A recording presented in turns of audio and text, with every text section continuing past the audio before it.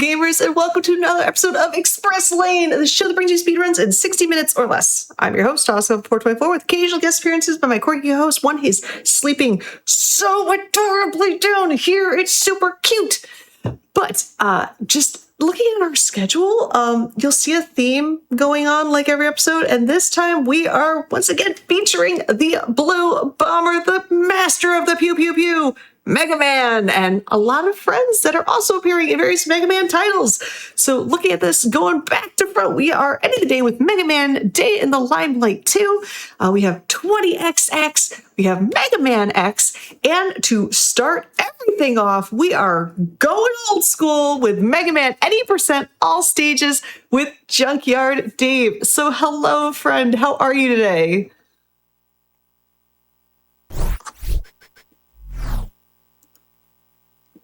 Thank you. Sorry, I'm doing pretty good. How about yourself? No, I'm doing great. We're doing the old Mega Man where it all began. Yeah. So we are going to the OG. Yep. Yeah, whenever you are all ready to start, you can give a countdown and we can kick things off. Sure. I'll say 3, 2, 1, go, and then we'll get right to it, and I'll kind of explain stuff going on. So I'll say 3, 2, 1, go. Good luck. Thank you. This is super old Mega Man. This is where it all began. Welcome to my chat. Obviously, welcome on in. I announced obviously that we're gonna do this. So this is the really old Mega Man. I don't know how much you know about kind of like this route or like this speedrun in particular. But there's something really cool in this game, and it's called Magnet Beam, and it's only in Mega Man 1, and then it gets removed forever. There's a reason for that. It's this incredibly broken mess that I think Capcom was like, you know what, we need to like balance the world and get rid of this thing. So we're going to do something a little bit out of order. We go to Cutman first. Cutman is a really boring stage, so if you have any questions or like anything about that, feel free to say anything, because not a whole lot happens in Cutman, but...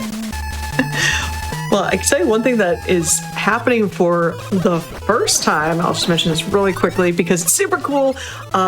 It's Gamescom. Specifically, GDQ will be taking place August 28th through 30th live in Cologne, Germany. So greetings from Germany. You can join GDQ's first European event by submitting your runs from May 4th to the 17th and visit games.com or gamescom.global for more info about that event, which is going to be super cool. And I so hope that there is going to be some Mega Man representation because I am obsessed with Mega Man.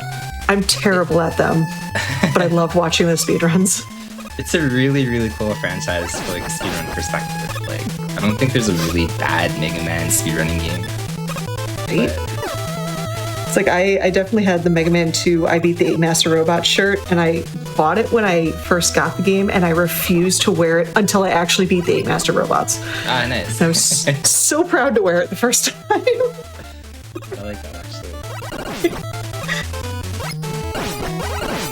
So yeah, this is Cutman, as I said, super boring. This is like kind of like default intro stage, but we do Cutman out of order. We're supposed to have Gutsman here, and Cutman is weak to Guts, but we don't do Guts because there's a glitch, which we'll see, and it can create a soft block situation, which is always a little bit scary in marathon settings. So hopefully we don't soft block in front of everybody like a chump, but I believe a little bit. So we're gonna go right to elect. Sorry. No soft block then? Oh, no, it's not here. This is just the intro. Yay! Okay. So this is where the soft block can happen in Electman. There's the series of basically like frame perfect inputs. I think it's like a 1-frame window and a 1-frame window followed by like a 2-frame window and a 2-frame window. But depending how you do this, you can get like stuck in like a little room. But because we did not do Gutsman, we can't get out. So that's why it's a little bit scary. There's like a little block area, and we're gonna kind of like do this glitch to go into the block area where you get the magnet beam and get magnet beam early. Okay. But we're doing it without Gutsman. So yeah, if we mess that up, we're kind of stuck. To kind of explain like what's going on is there's a really weird property where if you push down and shoot 1 frame when Mega Man is holding, like he's climbing a ladder, you can basically like, I don't even know what happens. Like he basically like aligns himself.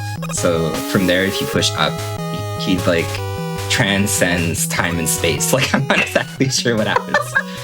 Mega Man actually becomes the Doctor. Yes, he can morph through walls. Like mass doesn't matter to him anymore. So there's some weird stuff that happens, but that's how we're gonna get into this wall. So the input is, again, I think like a 1-frame window to like shoot down at the ladder at the same time. And then it's two 2-frame windows to kind of like jump into the wall. And yeah, so we have to go like this. And this is the scary part. Okay, we're free. We did not soft lock. GG! Okay. So we grabbed the magnet beam early. That was actually a pretty good magnet grab. So now we can use the magnet beam. We did not, as I said, have to do Gutsman, so that's kind of like the scary part. But if we got stuck in that little room, we were trapped forever. Like forever. No, I see there's no jail today. Yes. Bonus points if you understand the Sandlot reference too. With smalls, it's like forever. If not, actually, I understand that I'm old running this game, so age is a thing at this point. You are talking to, I think, the oldest showrunner, so I feel you on that old category. I was actually front paged on Twitch a couple of days ago, or I guess it was like last week, and there was a person that came in, and he literally said as like the first time chat, it's like, you're old if you run these games, and I was like, yeah. Thank you. Like, just like, you got me, man. What am I supposed to say to that? Busted. Yeah, like, you caught me red-handed. But whatever. I can't hide the truth.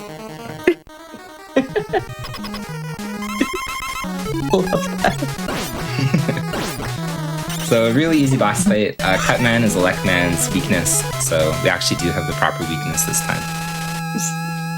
So I had a question, because again, like as Mega Man progressed over time, Mega Man 0X and everybody, my favorite base, shout out to base fans, like just they get more and more like tricks up their sleeve. Like what got you into running the OG Mega Man where you didn't have the slides, you didn't have the charges or anything? It was just you and a pew pew pew. That's where you get to see why, specifically one. So Magnet Beam has this weird property, right? And this is like the most perfectly timed question of all time. Because not only do we have Magnet Beam and we can kind of do this where we can like run across the stage and stuff like that. Because Magnet Beam is weird in this game, we also have this situation where we can zip, and we can also clip through walls, and the Magnet Beam opens up a lot of opportunities where Mega Man can just skip through walls and skip through sections and stuff like that.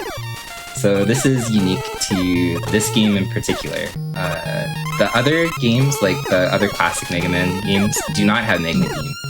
They have, you know, like the item 2, item 3 situations, but there's so much, like, quite literally this game has like an infinite skill ceiling. A really good example is like this room coming up here. There's like a little corridor. There's 1-frame corridor zips that you can do, where if you place the beam on the right pixel, you can zip through this hallway. So we got one. And that one's too high. And that one's too low. But like, there's so many places that you can use this thing. And there's no buffer for it for the most part. There's something called ice pixel loops. And there's also some really cool glitches here. Like, for example, you can like pause back and forth so it gets rid of the hit stun. Oh, that was cool. Actually, they are not. Sorry, seeing the chat there. They are not easy. There's 2 different ways that you can do that. There are kind of like buffers that you can buffer certain zips, and they're really easy. And then there's something called ice pixel, and basically everything that involves ice pixel is basically like a manual placement. So there's nothing but feel. Probably like that one, for example, is feel. So same with that one. Oh wow. So that was actually the exact question I was going to ask you. So I was like, oh, yep, there you go. Yeah, the cool thing about this game too is like there is some downtime, like between like level loading and stuff like that, that you can kind of like re-chat. So it's actually an oddly chat-friendly game too for being so technical. I love that. Of course. Yeah, I'm definitely a big fan of like speedruns where I can also interact with chat. Some of the ones I do, not so much, but yeah, being able to look over, say hi, answer questions, that's so fun. So this is scary. I might die here. A lot of these zips are like there's no wait. Sorry.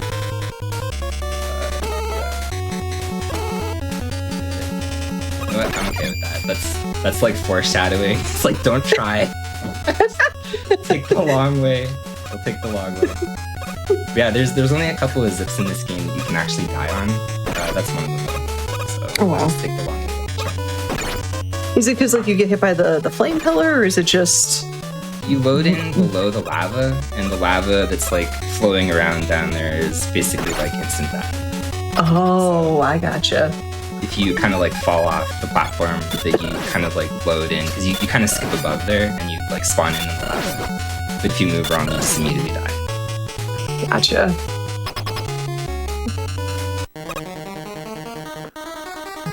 So a reoccurring theme here, we're just gonna pause as this thing goes into Flame Man. We're gonna pause before it leaves Flame Man, or we're not. Flame Man survives a little bit there. Oh, that is cool.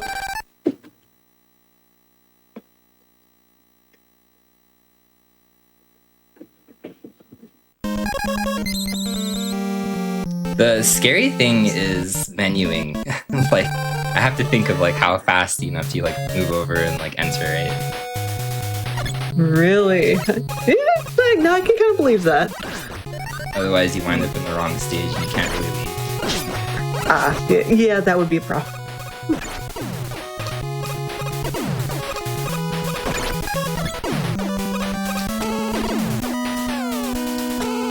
So Bomb Man is a pretty straightforward stage 2. Nice. Got sniped out of the air. There's an enemy here called Sniper Joe, which made his debut appearance. He's in a lot of other Mega Man games, and he's obviously pretty recognizable. But we have two options here. We can be a coward, and we can use Magnet Beam. Or sorry, we can be brave, and we can use Magnet Beam, and we can like Magnet Beam over top of him, or we could be a coward and use Ice. We're gonna opt to do Ice, because he's like probably one of the best coded enemies on the NES. Like he will track you like down to the frame. He's actually really obnoxious to run away from him. Oh jeez. So he's pretty annoying, but Magnet Beam is also used here. And the cool thing, or actually it's not really cool at all. Oh wow! Yeah, this is also one spot where there's no iframes in this game, right? So if you fall in a pit, like that's it. But I was gonna say, the other thing that's kind of interesting about this too is Magnet Beam. Wait. Okay, we got it that time. Nice. Mega Man, sorry. What? When he jumps on a ladder, he's random. Sometimes he's left-handed and sometimes he's right-handed, so your visual actually changes on how you do some of these zips. Which is kind of annoying, actually. Oh, that was so wild. Yeah, you don't have the guaranteed visual you do in other games, so pretty fantastic. Love it. And yeah, as Big John said, it's like instant grat. Like if you fall from a magnet beam, you actually increase like velocity and you fall really, really, really fast. So you don't really have a choice. You just die. But what's up, Butcher? What's up, Pete? What's up? A lot of people actually from my chat. Yeah, there's been so much love going on. And side note, your ham jam emote is adorable. Ah, yeah, thank you. That's a good one. So Gutsman is an incredibly short stage. Nothing really happens in Gutsman either. It's, I wouldn't say an easy stage. There's some zips, of course, that you can do too, but it's really short. Like you basically lose all of Gutsman just like being able to like walk across here. If you're really good, use this final zip, like this final magnet beam. You can kind of like zip down so you don't have to get hit by this guy and fall. But it's really straightforward. There's not a whole lot happening on this one. But the cool thing about this game too, like I think as a run, is it's paced really well. there's not, you know, like an egregious stage or something that you're spending like too much time in. Yeah, it's like, especially like with later ones, it's some of those levels are like off the wall levels of bonkers. Like even here, it looks like a good blend of like difficult but not overbearingly so, or just magnet over everything. Which heck yeah. Yeah. It's pretty, do you see why they removed this from like the second game on? Yeah, I can see that a little bit. And you see why they added iframes also. Like, please die, what are you doing? Okay, there we go. They also added like iframes for bosses and stuff like that. It was that moment they realized, this is a problem. we should get rid of these. Yeah, that's pretty bad. Yeah. So you can enter Electman or Cutman, sorry, right there. You have to push left and go back into Wily. An interesting mechanic that they did in this one is you don't, like, you recover Magnet Beam through all of the levels, but you don't recover Magnet Beam through the Wily stages. Interesting. So I don't exactly know if that was intentional or not, but from here on out, the rest of the run, Magnet Beam, you get like one last refill now. But it becomes like an incredibly precious resource because you basically need to like reserve this for the next 4 screens or like the 4 Wily stages. So they realized midway through development how broken the Magnet Beam was. Yeah, maybe yeah. They did. So that jump there, kind of scary, easy to die. You know, I think when you're casually playing this. These springs are also random. Sometimes they don't hit you when you come up through that ladder. Sometimes they do. And that hit sometimes matters because depending on your health, you are going to fight that yellow devil guy, which I think everybody loved as a kid for sure. Oh yeah. Only good memories with him. If that's what we're calling, sure.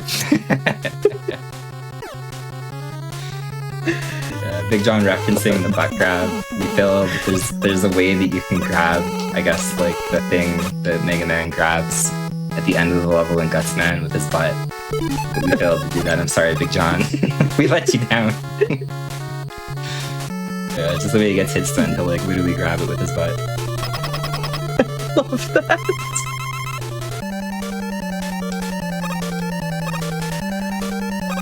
So this is a cool trick. Like if you learn anything from this, you know, casually.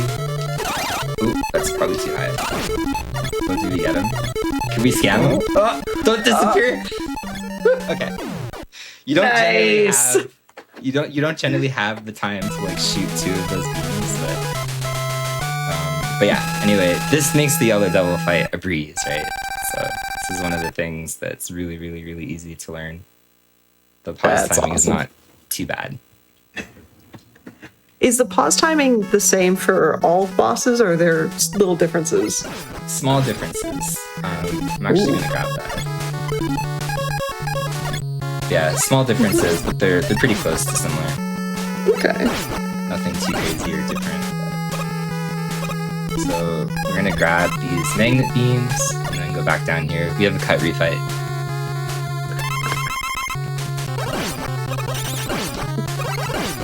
You can skip this. There is a way that you can like clip into the wall above, and then you can jump over basically the trigger, and you can completely skip Cutman.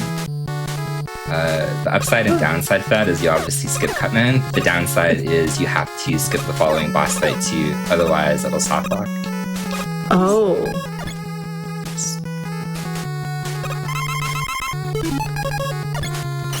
And they're pretty ridiculous. They're called Wily 2-zips. You know, you have to be on a pretty crazy level to go for them. So Makes sense. I'll grab this thing and I think we're good for Magnet for the rest of the run.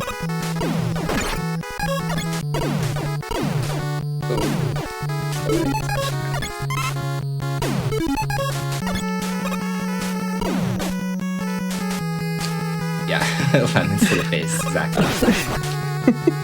So this fire shield thing has kind of like a weird property that was also probably not intended, and it's kind of hard to explain, but I guess I can explain it really quickly. But basically, if you're like halfway on the screen, like if Mega Man is exactly in the middle of the screen and he shoots the fire shield thing off screen, as it's leaving off screen, if you push B again, there's a fire shield that kind of like circulates around Mega Man, so you like duplicate the shield.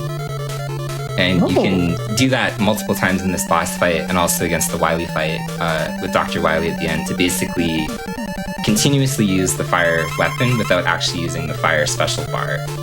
So we're going to shoot it, and as it leaves off screen like that, I don't know what the window frame is, but like this like circular thing not supposed to be on the screen. So that allows us to kind of like hit the phone.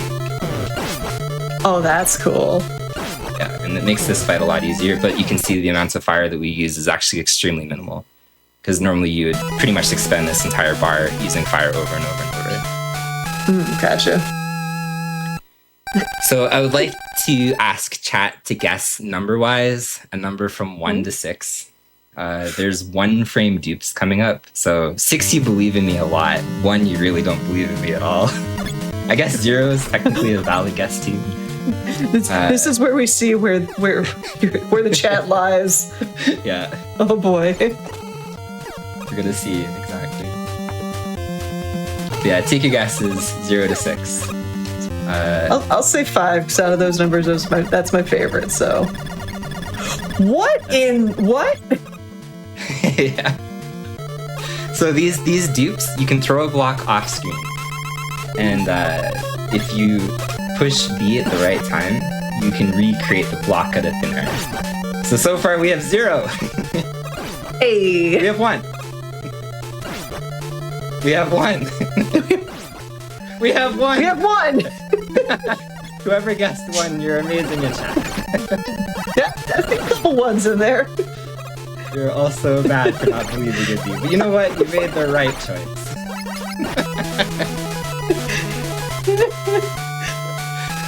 It's like, admittedly, I was looking at chat for the numbers, and when I look back, I just see you zipping through the walls like, okay. Perfectly normal gameplay. Got it. My very first PB in this game, I actually got 5. So, kind of funny. But yeah, congratulations, oneers in chat. So yeah, we're almost at the very end already. As I said, like it's a really fast-paced game. So there's a really cool, like, it goes by really quickly. This is a manually placed beam, so you have to like manually place that one to zip. And the cool thing about Magnet as well is you can skip all of the refights. So right here, we're supposed to actually fight all of the Robot Masters again. But we can do that with the Magnet Beam, jump up there, and just skip everything. So all that's left is we refill our fire. We can actually skip the fire refill. We'll actually do that. We believe. We were efficient with fire. We don't need that. Get out of here. And that's it. So timing is when Dr. Wily runs out of health.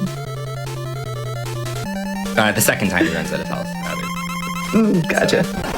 So we go like this, we just jump and trade. And we have more than enough fire. So this was a pretty good marathon showing, I think. This game is actually scary despite what you saw running at no reset. There's actually a lot that can go wrong, but there's time. And that's it. Jeez. Oh, that was awesome. Yeah, so I'll take that. Like, we died like a weirdo in Bomb Man by accident. But other than that, you know, it's a life lesson. Like, don't mess with gravity. If you have the opportunity, you just had to show people you were human. Yes, and you're not a task bot. Yeah, no, this is a really cool game. If there's people that are interested in it, the zips are hard, but the zips are also accessible depending how you learn this game. So there's kind of like 2 answers there where it's like, oh, can I do this too? Like the answer is yes, but it's also like a crushing no. So depending on how you learn them, like there's a lot of effort that goes into it. And there's an infinite skill ceiling, but if you just want to get into it, there's a lot of buffers that make the zips slower but safer. So you could definitely kind of get into it and you can check it out yourself. But I would implore people, this is such a cool run, like such a cool run. And most people never give it a chance because it's old. And if museums have taught us anything, old things are sometimes cool. So. I think old things are cool personally. Plus, it's Mega Man. They're always cool. Exactly. But yeah, like, first off, I've got couple questions to ask afterwards, but actually, no, I'll just ask one now. The obligatory question: out of all the Mega Man games, both museum and latest trend, what's your favorite one? Speedrunning wise, I actually just learned X, and X is really cool, and it's also coming up, so you get to see kind of like what goes into Mega Man X. X is fantastic.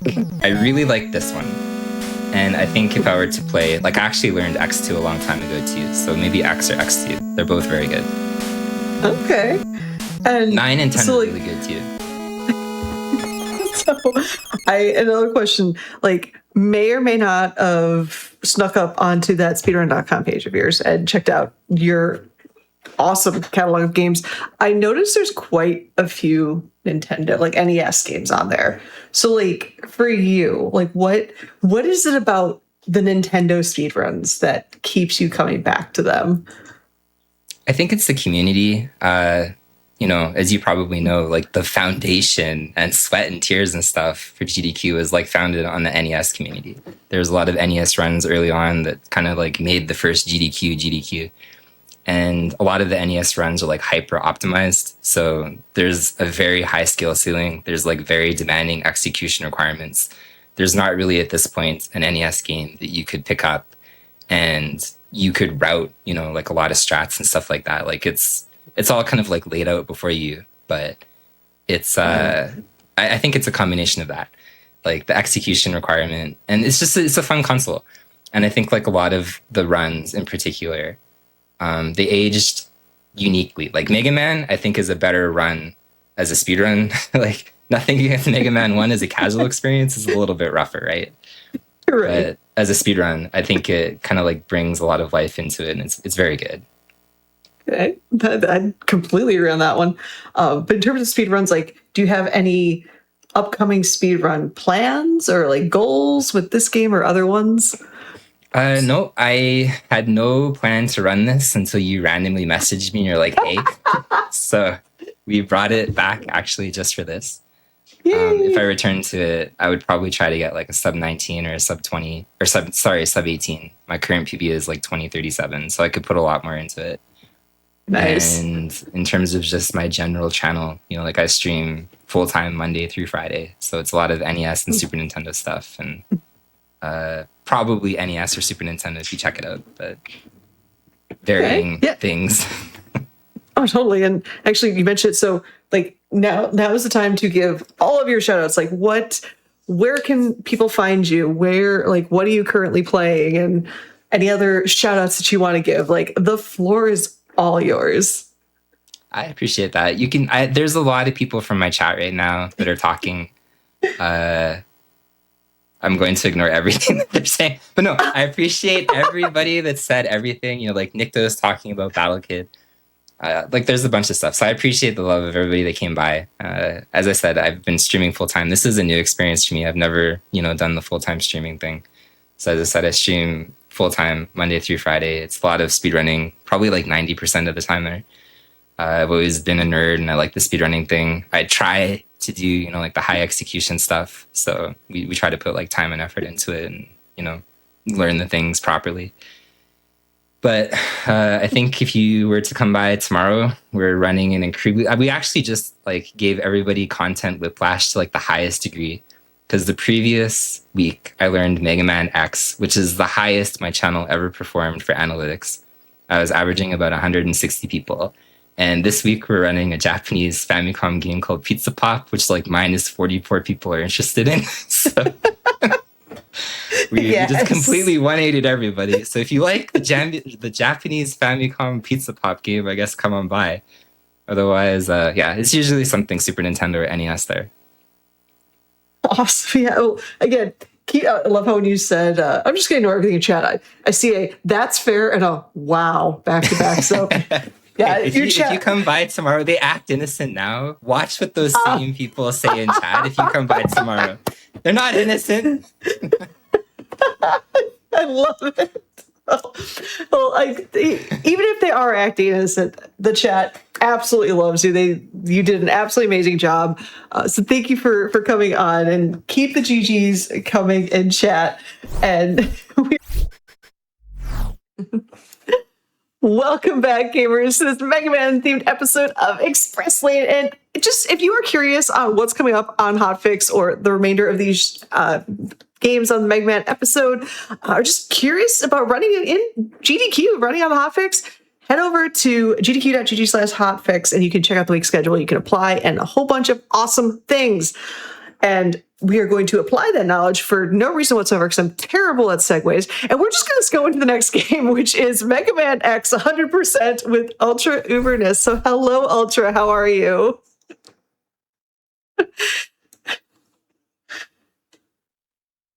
Heck yeah. And I see there's...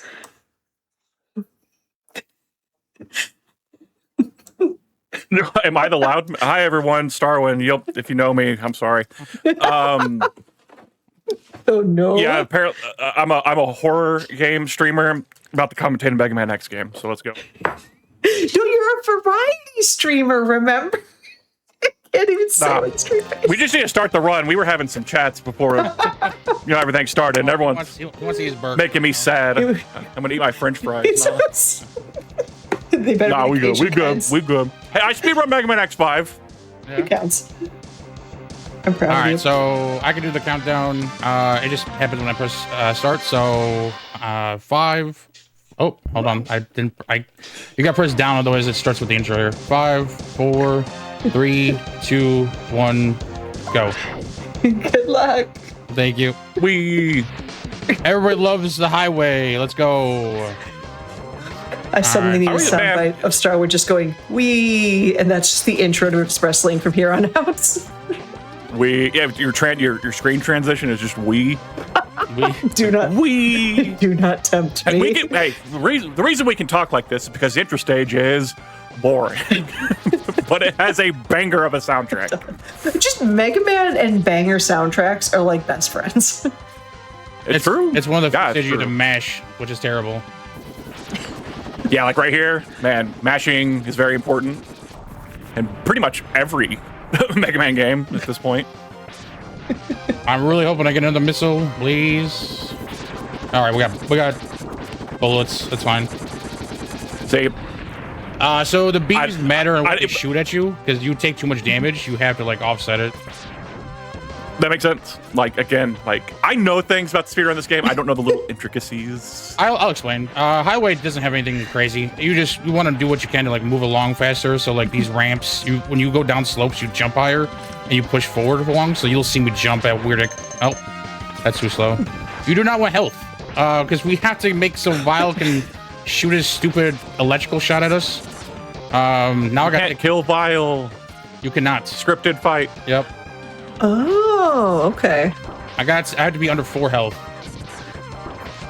And usually this is what we tend to do to get the cars to follow All right, us there we and, go. intentionally damage. Yep. And then we just got to kill 2 cars here. And I know killing them in a certain spot is really important, so you get positioning on the actual airship itself. I was supposed to go forward, right? That's fine. And there we go. And that's pretty much it. Zero will come save us. He does not die yet, so. Here he comes. Yep. And we go He fight didn't him. dash. What a loser. What? He just walked up. I'll take that to him launching backwards like 500 meters. So. Does that actually happen? Yeah, he can actually launch like all the way back off screen, and he has to walk all the way towards you. Oh God. So. Saved by that flowing blonde hair. Yes. What do you mean, Oscar, you don't play Mega Man games? What's going on? Zero talks I'm about not how you're good at terrible. them. You gotta get good, so you're on your mission to go get good. So. All right. We all know we're here watching speedrun. You never played Mega Man. You need to play some Mega Man. It was really good. I always recommend people playing Mega Man. So Is there a specific So Mega this- Man you recommend they start with? X1 to X1 is on. If you want to get if you're going like classic, man, 2 probably is like the one everyone picks. Me personally, I'd pick 3 or 5. Then like X series, definitely X1. I'll shut that. Now we are on Icy Penguingo. I love the Japanese names more than the English names. I Kill don't- Penguin? Nah. Icy Penguingo? Oh yeah, that's better. This part is really important when I talk about slopes. Like I said, when you jump, you push Mega Man forward more. So So it's one of those things where you're like, oh, okay, you're small intricacies, trying to make sure you like. It also helps get in certain rotations, so like that way you can avoid certain enemies, so they don't get in your way. So. Also, I like that little swag jump that you did. Like you don't Appreciate even it. have to like get on the extra ledge. Yep. I don't need arms to jump. I can just use my abs to grab on. Yep. Yep. And then we finally get boots. We finally get some good shoes. So Did you know that we have to go here first because of these boots? Yep. Has that ever been Really? explained before? Yeah, this is the movement armor upgrade. And every other, X game, you just kind of have it. Here it was like a actual upgrade. Oh, fun. Don't worry, we'll be back. Yeah, there's backtracking in this game. Sadly, we need certain enemy weapons to get heart tanks. Like for this stage, we need Burnin' No-Mander's weapon specifically. That was a really clean segment right there. Cool. Nice. I like there's All a right. comment chat. Oh, This sorry. this fight is the funnest part. Icy Pinguigo likes to slide. I really hope he doesn't. Nah, he's gonna slide, dude. Shot that. There's another one. What a jerk. Does he have iframes when he's sliding and that's the problem? Or Yep. Yeah. Oh, I died. I technically just dropped my controller. Why'd you drop, bro? That's fine. That's fine. the controller That's fine. slid. Yeah, I did. I went to grab it and I grabbed it. That's how I went forward with the D-pad and I was like, oh, well, that's not good. All right. Let's not die again, shall we? I do like there's a comment in chat. I like the PSP remake, not because it's better, but because it has ridiculous voice acting. Yes. Honestly, yeah. valid. I can't remember the voice actor's name for X. He does a lot of anime voice acting. Someone will chat. We'll probably put it out there. If you ever watched G Gundam back in the day, Yes. it's like main character. It's like, my head burns with an awesome power. It's that guy. Never got What? Sorry about that. Oh, Yeah, he voices X. Hey, you beat him. Yeah, sorry about nice. that. It's supposed to be. It's that easy. I was right in front of him and I went to grab the controller. I pressed the D-pad forward and died. So I caught the controller, Also- but I lost. It looks like the voice actor is Mark Gatha or Gotha. Yeah, that's it. Oh. That's it. Oh, Oh, he did a lot. All right. Yeah, specifically Did you, for the early ones. So. Oh no! Awesome. And also the Maverick Hunter X TV and video game. Oof. X4's voice acting is actually the same as Mega Man 8's voice acting. So Yes, where Mega Man or X sounds like a little child. So All right, Alright. Boomer Quanger, vertical stage, the Yep. fun stage. it's actually a lot of fun in the stage, actually, for sure. There's actually really good movement. So I'm telling you, that's why I like X5. X5 has great movement. But no, I say I like X5. Everyone hates me. I like how that just kind of trailed off at the end. That's fine. sorry, I was just trying to focus on the turtles. We don't hate Now you, we can do Starwin. funny. We can do funny things here and not take damage because it's fun. It's so cool. I love that. What is going on right?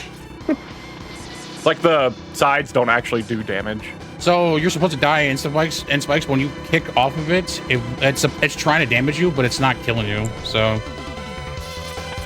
Oh wow! Just a fun way of getting past the elevator segment That's cool. without having to really do anything. And then here comes an infamous trick. It's called Iceless. I'm gonna try to get this heart tank. It's really precise. You're supposed to use charged chill penguin. I'm bonking too much here. Hold on. Not get it. You'll get it. This is honestly a huge reset point and runs when grinding. Oh, I believe it. There we go. There we is. go. Nice. That's hard. That's a hard trick. That Yeah. looks super tough. Like, there's even one in like X3 on Blizzard Buffalo stage. It's like the exact same thing. And it's, I don't know if it's as tight or tighter. I don't know.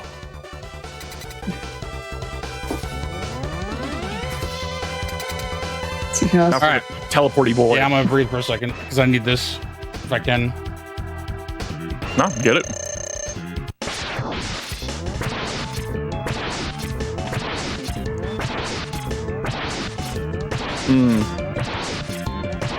Well, this is an interesting loop.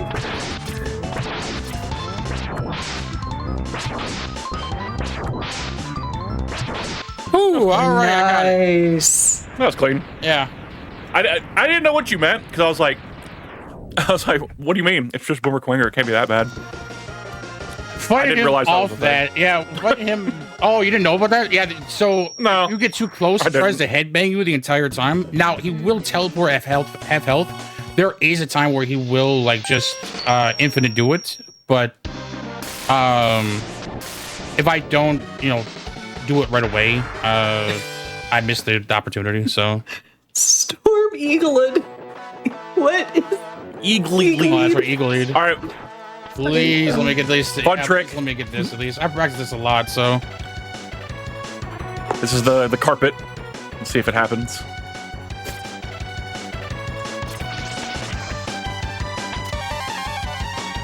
nope. Damn it. Nope. Dang. That's my Yeah. fault. So, listen. Again, I'm not gonna. Yeah. I'll give you like the kind of rundown on how this works. I don't really know exactly how it works. Ultra could probably explain it better. Essentially, grabbing the heart tank and bringing it down, like messes with the object to where like it'll basically once you grab it, it'll turn into a platform, and you can start flying on the platform to like basically towards the end of the stage. Oh. Dodge all this stuff. There's better explanations of it. Again, I don't really speedrun the game. That's literally the casuals like explanation of what the trick is. It saves like 12 That's- seconds, but it's a really cool trick. It's the most visual one. It's the way it works is the heart you're grabbing is on the same frame the stupid elevator things on the right.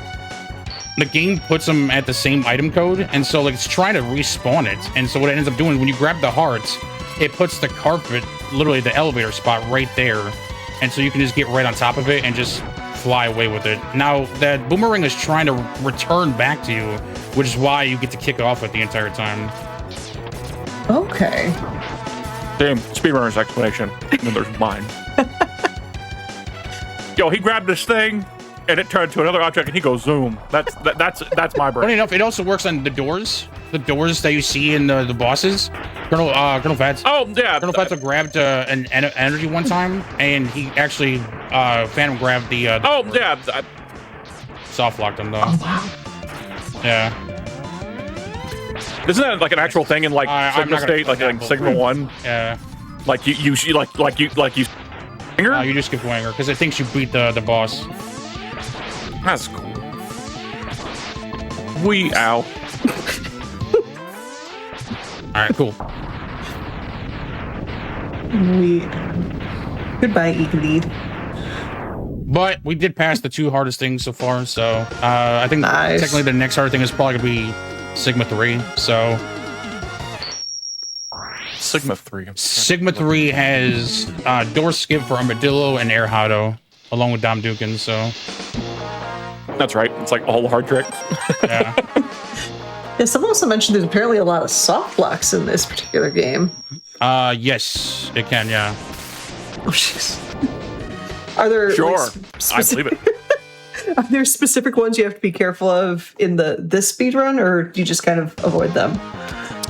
It's easy to avoid though. Like it's not that hard at all. Okay. So Storm Eagle gives X the best weapon. Lag. Valid. That's it also valid. does, it's actually also the best weapon. Actually, it does a lot of damage. So Really? So because we beat Icy Penguingo stage, this stage is different. That's one of the cool things about the yes, first game in the the series. first game does so. For example, the Storm Eagle messes with Mandrill. So it actually affects other levels. So otherwise, lava should be popping off everywhere on here. So Oh. So Yeah, so like the ship that we were on, fighting Storm Eagle, that just kind of exploded and fell into Spark Mandrill stage and just ruined it. Getting all the stuff. yep. The E-Tank's gonna look weird. Maybe. Maybe. Nope. I would. I know you can get far enough to where that thing looks weird. It does. You can also Like phantom it starts grab the bottom jumbling, part, too. it starts jumbling up the sprite. You can also phantom grab the heart, but it's really hard to time. I have no idea what I'm charging here. I'm lagging the hell out of this room. All right, there we go.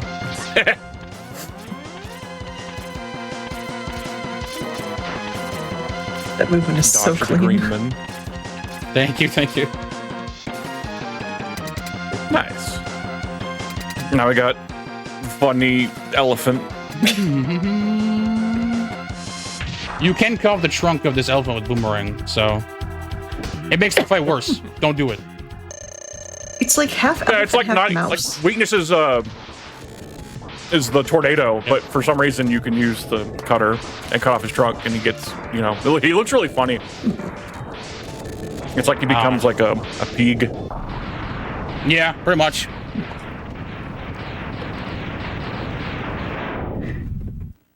Meanwhile, Alter's just like, I'm just gonna kill this guy. Just, yeah, we're done. Yeah, weaknesses are. I miss weakness as an X4 runner, so.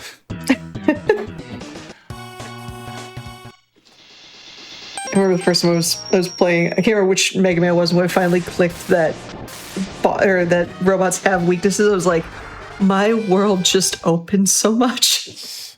Now, speaking of tornado, I will use it a lot here. I don't do ice strats a lot here, so. Man, this is what I do So casually. this is what happens with when you do storm. The power goes haywire. It comes in and out, so you kind of have to know where things are at.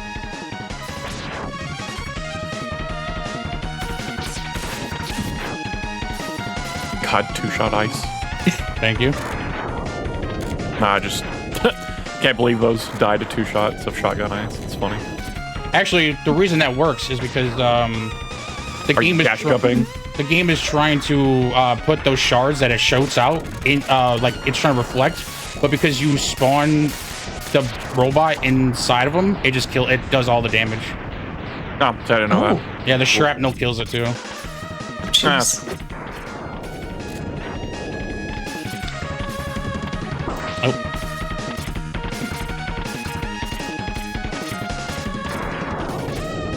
Then there's a heart tank. It's right here.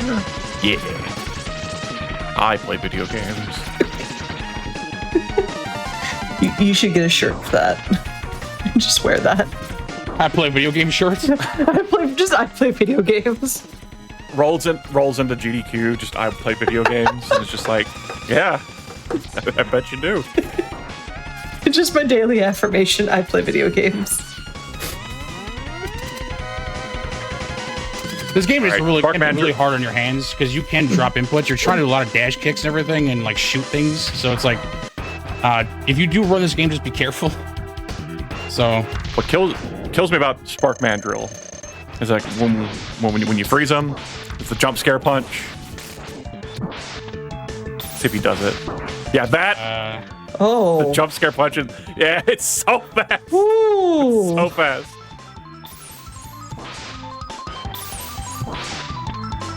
Should be good. sorry, I have too low health. I'm not Nice. gonna die. No, I I don't. don't blame you. I don't blame you. No. 'Cause he did it twice. I'm like, okay, I can't kick off fast enough because you keep swinging. It's scary.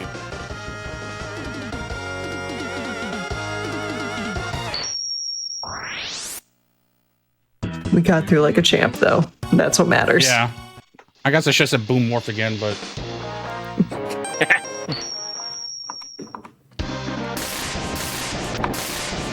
Who's next?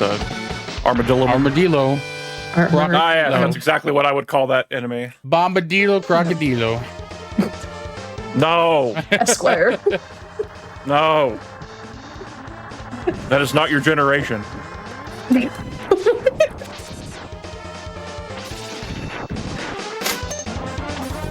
And which generation would that be? Star. You're millennial, aren't you, Ultra? Yeah, You're not Gen Z. no. Isn't Gen? Yeah. We don't do Italian brain rot memes. We do other weird things. We do end of the world flashes. Yes. And this, We all is We play talk horror about games. the end of the world. and this is when half of the chat has no idea what we're referring to. Man, if you're let's be real. So everyone here that's watching Mega Man, shout outs to you. Right?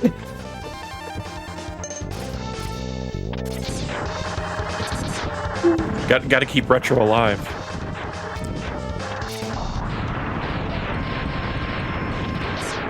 It's like these runs are just like timeless with how cool they are. I will explain Man, real quick. The reason I was on that car jumping is because I despawn all those birds that keep flying with you that leg the heck out of the game.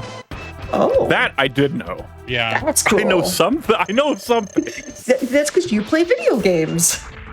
Oh yes. Oh, is he gonna keep rolling? Okay. No more armor. He is just armadillo now. Yeah, he's just an armadillo. Poor guy. Imagine electric working against ground types. That's crazy. Okay. Well, Pokemon had. I mean, you're not wrong. Because Mega Man X was 92. Wasn't Pokemon? Was Pokemon not a Pokemon not a thing yet? 98, just- I believe. Yeah, 99, something like that. So they hadn't figured out the type weaknesses just yet. Mega Man played by its own rules at the time, where electric works on ground types. Yeah. Or you could say back in the days, there wasn't like grounds as part of a standard plug. So, yeah, it could work. Oh, mustache. God, that blows my mind. Like, just thinking about that. But this was only 93. Like, that's crazy. I actually had to look it up. I was like, nah, You're that old, that's buddy. wrong.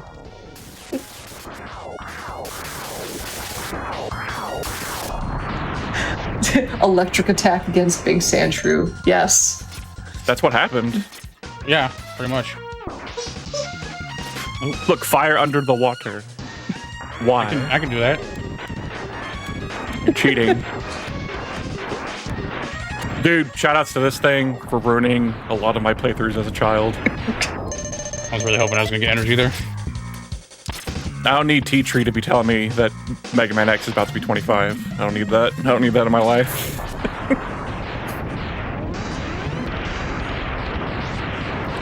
Yeah, this man. Little mini boss always killed me when I was a kid. I don't know about y'all. I'm noticing a trend for this particular stage where everything killed you as a kid. So far. And then we're gonna... Don't you, like... go right and go left to, like, avoid the boat animation, Yep. like, lagging? I saw it. or I something? went right and then left so that it falls quicker. And then you kind of do it here, too, to deal with the lagging of big eel. No, that's not an eel. It's gonna... Oh, God. See? Spooky sprite change. I don't like that. I'm glad I got Shout outs help to anyone. because Octo can. Shout outs to anyone in chat. damage. Shout out to anyone in chat crumbling to dust, knowing you're old. Because I'm right there with you. All right, that back pain checked I do not do the suck strats because it will infinite on my side because I suck. I fuck it up, so I will let him do his tornado thing if he wants to. This is another boss where, like, you can cut off the tentacles. Yes, you can- with the boomerang going away. And it makes it so he can't actually do his whirlwind Like- anymore. So it actually is a strat, actually, Oh. in 100%. It's slower, but it takes 3 boomerangs, and it makes it so that the whirlwind doesn't happen anymore. That's weird.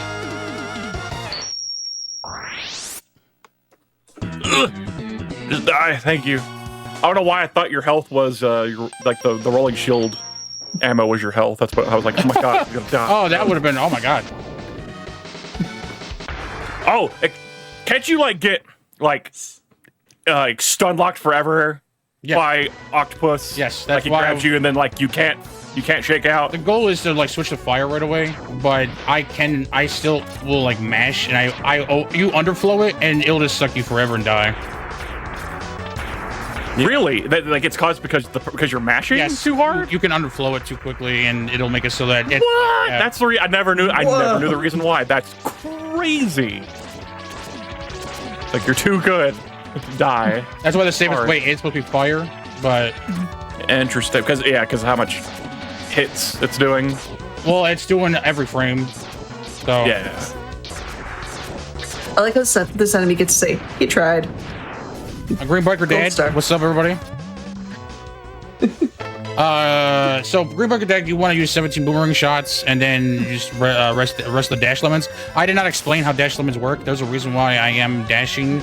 You actually are doing double damage with the lemons. Like the regular yellow pellets, we call those lemons. So you are doing double damage every time. Hold on, let me do this. Actually, that only applied to just lemons. That's like yes. shotgun ice. You cannot like charge or nothing, unfortunately. Okay. You have to wait for these unfortunate fall down, so you cannot beat these, unfortunately. So I was trying to make it safe for that hard grab because I'm gonna be honest, I haven't done that hard grab in a while with the boomerang, so I wasn't gonna risk it for you guys. Sorry. That's a very hard thing to get casually too. Now, I'm pretty sure psychopaths have probably figured out how to do it without the water. If not, then someone should do it because it's fun. Oh, there is waterless, but it is charge ice, which is stupid. I love speedrunning. It's like when you don't involve something, you put less at the end of it. This is waterless because we don't use the water. This is ice because we don't use ice. Waterless is I love it. Is only because people are trying to get armor faster. Before Octo, there is a route for that. So. I like that too. I like when people are just trying to figure out the things to make things faster. Well, it is slower. Even if it doesn't end up, it's safer. Even if it doesn't end up being faster, it's still cool. Yeah. Always got to have neat things. It's slower, but it's safer. A lot of people do it because so that they can get armor because they take a lot of damage during octopus stage, so they'll do armor first before they go there. Speaking of loops from good old Boomer Quanger, we're gonna loop this boy. Yeah, there is a charge strat. It's a big hectic, but you're not really needing it. So, how much does it save time comparatively? It saves like a second and a half, almost 2, I think. So, nah, man, I wouldn't risk that unless we're getting to that point where optimization is that important. Man, yeah, that's because doing that is like baby mode. All right, let's see if we can get this jump. If I don't feel comfortable with it, I'm gonna bail and just baby it. Bail. You got it. Are you? Oh, I know what you're talking about. That ate my input there.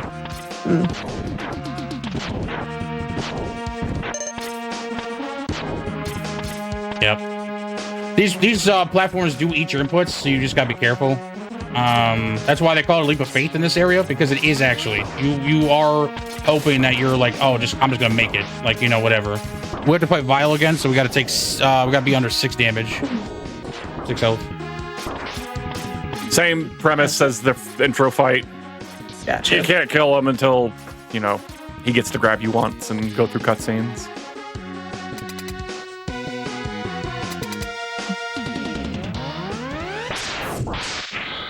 Yep, just take some damage here.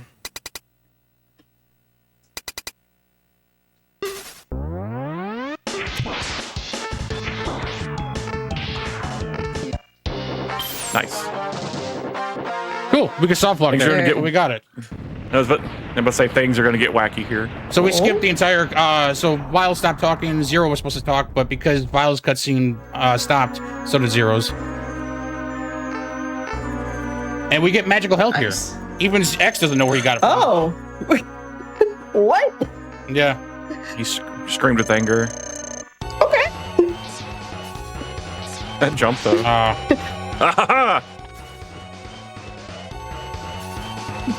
Don't worry about Zero turning purple briefly. Everything's fine. Oscar, oh, you know what? I came here too early. I was going to do something else. Oh yeah, you right. did. That's fine. Wait, That's what? why I was wondering why I'm at 25 minutes on my timer. I'm like, wait, why am I here so early? Here's your world record. Remember how we said earlier we had to backtrack? My bad, you guys. Yeah. We'll be back. He has to go to. It's fine. Yeah. He just has to. I go We'll back. beat Sigma 1. Yep. Then we got to go back to Icy Penguingo. Yep. I gotta do everything here 80% route though. So Ah, yes, infamous. I was too busy to talk with you guys. And beginning. I totally I'm like, oh, Sigma, let's just go. That's on him. I mean, I didn't even think of it. And there goes Zero dying again Yep. for the first time. It won't be the last time. It will not be the last time. That dude dies too much, and then he repairs himself. It got better. Rossi, I was gonna ask you. Do you want to know what Vile's name is in Japanese? I would love to Baba know. or something. It's Baba. Yeah. Baba. It's fun. Yeah, I was trying to do Oh, I Hado. love I'm like, that. why isn't that happening? I'm like, oh, we didn't even go back to Armadillo. We didn't go back to Icy Pinguigo. So So we're doing 80% strats here. yeah. My apologies, guys. I totally spaced out on that one. We will still 100% though. Don't worry. We guys just get to don't see the have weakness. Hado for this stage. Yeah, we get to see the fights again. Yay! You get to watch him fight the spider. Ooh. I do have to do a The spider. spider without So, but spider without Hado. should be fine. That's not too bad of a boss. What could possibly go wrong? I say that when people like casual players are probably like, Starman doesn't know what he's talking about. This boss fight's terrible. This boss fight is It is terrible. terrible. Yeah. This boss fight is terrible. Don't be afraid of It's pause based off this the- fight. It's based off the Japanese kids game. I can't remember what it's called. Oh, I know exactly which game we're talking about. Yeah, someone in chat will probably get it for me because I definitely cannot remember the name of it on top of my head. Well, that's an easy one.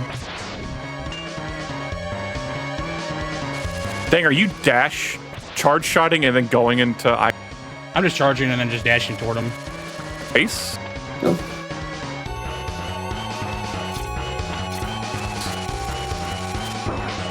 See. Oh, I thought you were like doing like double, like doing like 2 things of damage. I'm like, that's cool.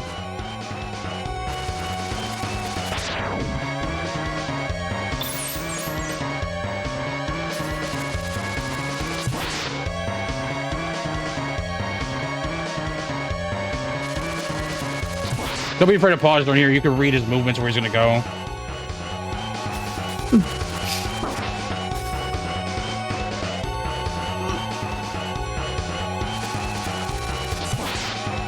It's scary though. It It still is scary. scares me. Oh, yeah. He gets super fast. 2 more hits.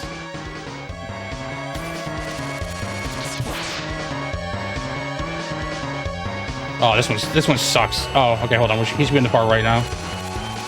There we go. Nice. Yep.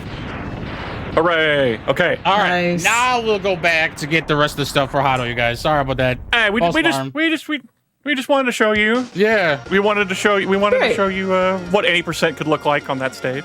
I could have just reset and just go by password again, but we were already at Vile by the time I figured it out. So We can change the category. It will be 100% in like quotations. It's like yeah, it's still 100% just wrong. Just wrong order. yeah, wrong order. Wrong order.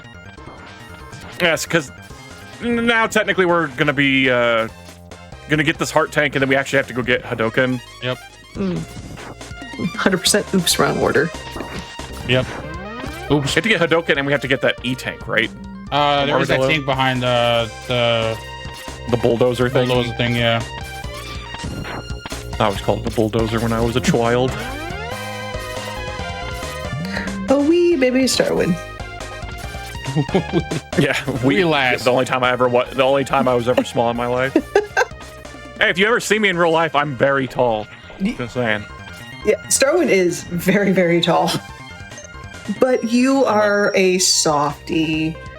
You're a sweetheart. I try to be. He is. All right. All right. So we do have to die here like 3 times. So this would be fun time. So You're telling me I can't beat this game 100% without dying? no. Well, you can. It's super bad if you do it though. Is there a specific spot you need to die? Or At the very end of the carts, because you have to see the part where the Hado is supposed to be, you have to see that cliff. The game requires you to see the cliff. Oh, And okay. in order to do it the quickest way, it's like, okay, see the cliff, die, go back to the beginning.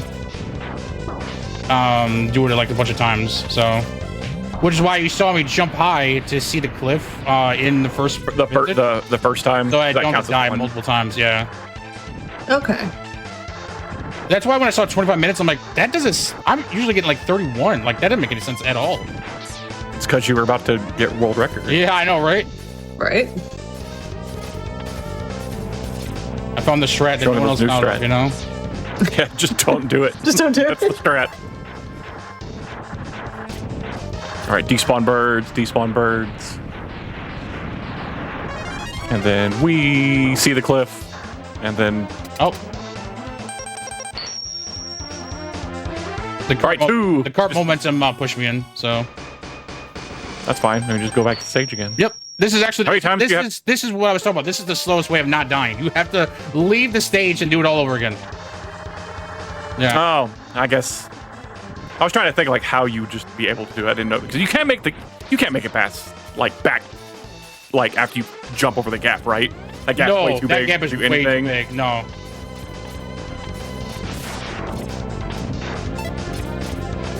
It's because you would have to backtrack all the way back to get the cart, which might be faster, but I mean, you spawn right there anyways if you die, so.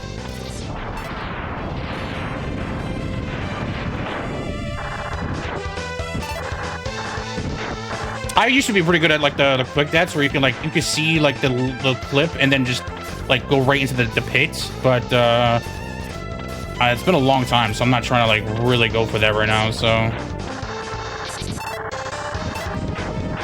yeah, you just see like the pixel and just like, all right, well.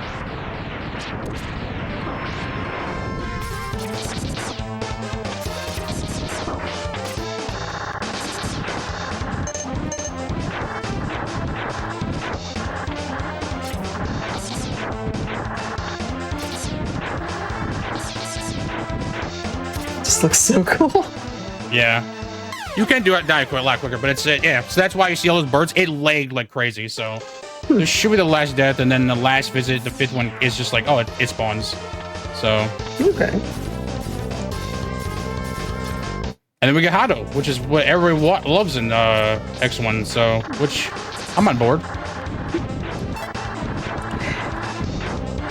It's like we loved it so much that we just didn't want to show it with the initial boss fight. It's fine. Yeah. But I'd say while we're getting there, I want to give everyone a heads up that I mentioned Gamescom earlier, but another event that is going on, or soon to be going on, is Summer Games on Quick 2026. It's going to be live in Minneapolis, Minnesota from July 5th through the 11th. And head on over, not right now, open up a tab during break, and then go to GDQ.gg. You can learn more and register to attend in person. And you get to see some awesome, super cool people. Like you'll see Starwood, you'll see myself. Ultra, are you going to be there? Yep. Yeah. So you can see some really heckin' cool people. And May 1st, that is like 3 days away. At least the games list, if not potentially the schedule, coming out on May 1st. So keep a tab on that. Yep. It'll be a good time. Oh. I like how someone mentioned with the whole Street Fighter Easter egg thing. It's like we could have gotten all of Ryu's special moves, but nah. No Hado.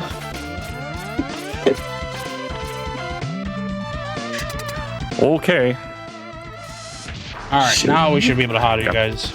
There we go. Poor penguin. There we go. Poor Penguino. Oh, wait, what? I was expecting like at least 2 or 3 Hados. Not in Pengu face Hado.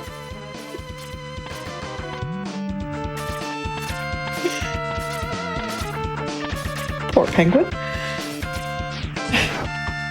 Yeah, he's a troublemaker. He's a slidey boy. He didn't get to slide though.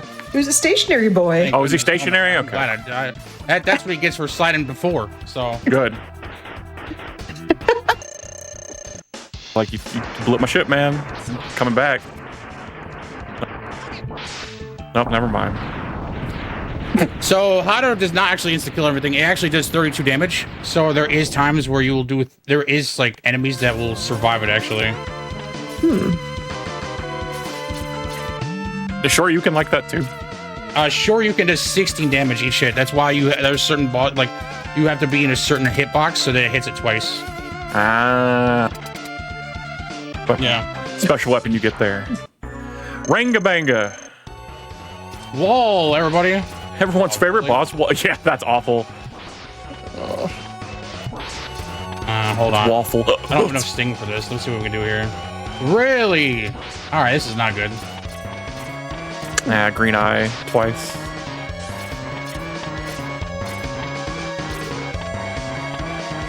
Wow, it really hates me. Okay. I love this boss. I don't love this boss. Can we get a fourth? So we destroyed the nose, the thing that was floating around. So now the walls are going to stay closed. So now Ultra's having to go back and forth and like hit these eyes. And there's red, there's green, blue, and red. I wanted There we go. blue eyes. Blue That eyes boss fight is lame. and you can Hado the eye. We got Yes. green the entire way. I couldn't stall any longer. I was Yep. trying to stall. It wasn't working, you guys. I'm so sorry. Now that's that boss. Yeah. Holy cow. Ranga is a RNG. That is a RNG boss. That boss comes back in X5 too, and it's the exact same thing. God. It's the exact same boss fight. If you get green eye, you get sad. It's like maybe one green eye, but how about 3 green? All right, we're gonna fight everyone's favorite boss. Nothing. Bye. Wait, what? Hold on. What just happened? Oh, D did Hold did on. a skip. I gotta do this real quick. Oh yeah, this is. We'll explain the 2 tricks after this. Fair. Here's the second trick, Air Hado. Ah, didn't get it. Damn it. I dashed on the platform. That was my bad. So I could quickly explain. That's fine. So the way that Armadillo Skip works is that the game is trying to you are under the map, and the game is trying to screen lock you so that Armadillo can spawn in the top right corner. But because I have the screen down too far, he can't spawn. Now, when you walk through the door, normally it would just screen transition. But because I have it set where the ice will push me forward a certain distance, it will like make it so that I just walk right through the door and he doesn't spawn. Always The best figured that's how that explanation- worked. The best explanation I can do is it actually happens in the next 4. You screen lock that mini boss. Yeah. And because you can't like it's not locking you in place. He spawns, the mini boss will spawn, but the screen lock is not there, so you just skip the boss. So it's the same kind of concept with Armadillo. Disable screen Cool. locking. And then the second trick was going to be Air Hado. You basically use the charged shotgun ice to give yourself a platform to stand on, and then just Hadoken off of it, and you basically one-shot Sting Chameleon. A very difficult trick. The thing is when you try to Hado, the ice disappears, so you have to do the down forward and then shoot on the fade in. If you do it too late, the ice disappears, you fall down, you're all sad. The thing is I double tap dash forward before the screen transition. I already knew it was gonna fail. We still have Dom Dukin. We do. Will be the last trick. Yes, it will be the last trick actually. So Shouts to Dom, OG, Mega Man X speedrunner. One of the, we're talking like way back when 2015, 16, when I first started. yeah, I know you speedrunning. guys were talking about old before Mega Man Classic. I used to be around with Baba Nemo was the one that taught me how to play this game. So All the OGs. Reasons why I picked up some of those people are the reasons I picked up speedrunning. same. Nice. It'll be my 10-year anniversary this year at GDQ. Aw. GDQ, it's crazy. We got the backup. Boom. spot where you can stand on there, Yes. and when you just get up there and just blast them before you can move. If you're a noob like me, you will lemon dukin, which is what I did. So you shot the lemon, you press shoot before you press forward.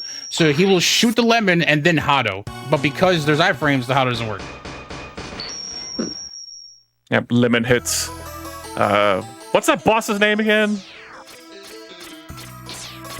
Ultra, do you know the one that we just fought when you just Dom Dugan? What's its name? Oh, direct? Yeah, direct. He just gets iframes. When you lemon him, with like just like with anything.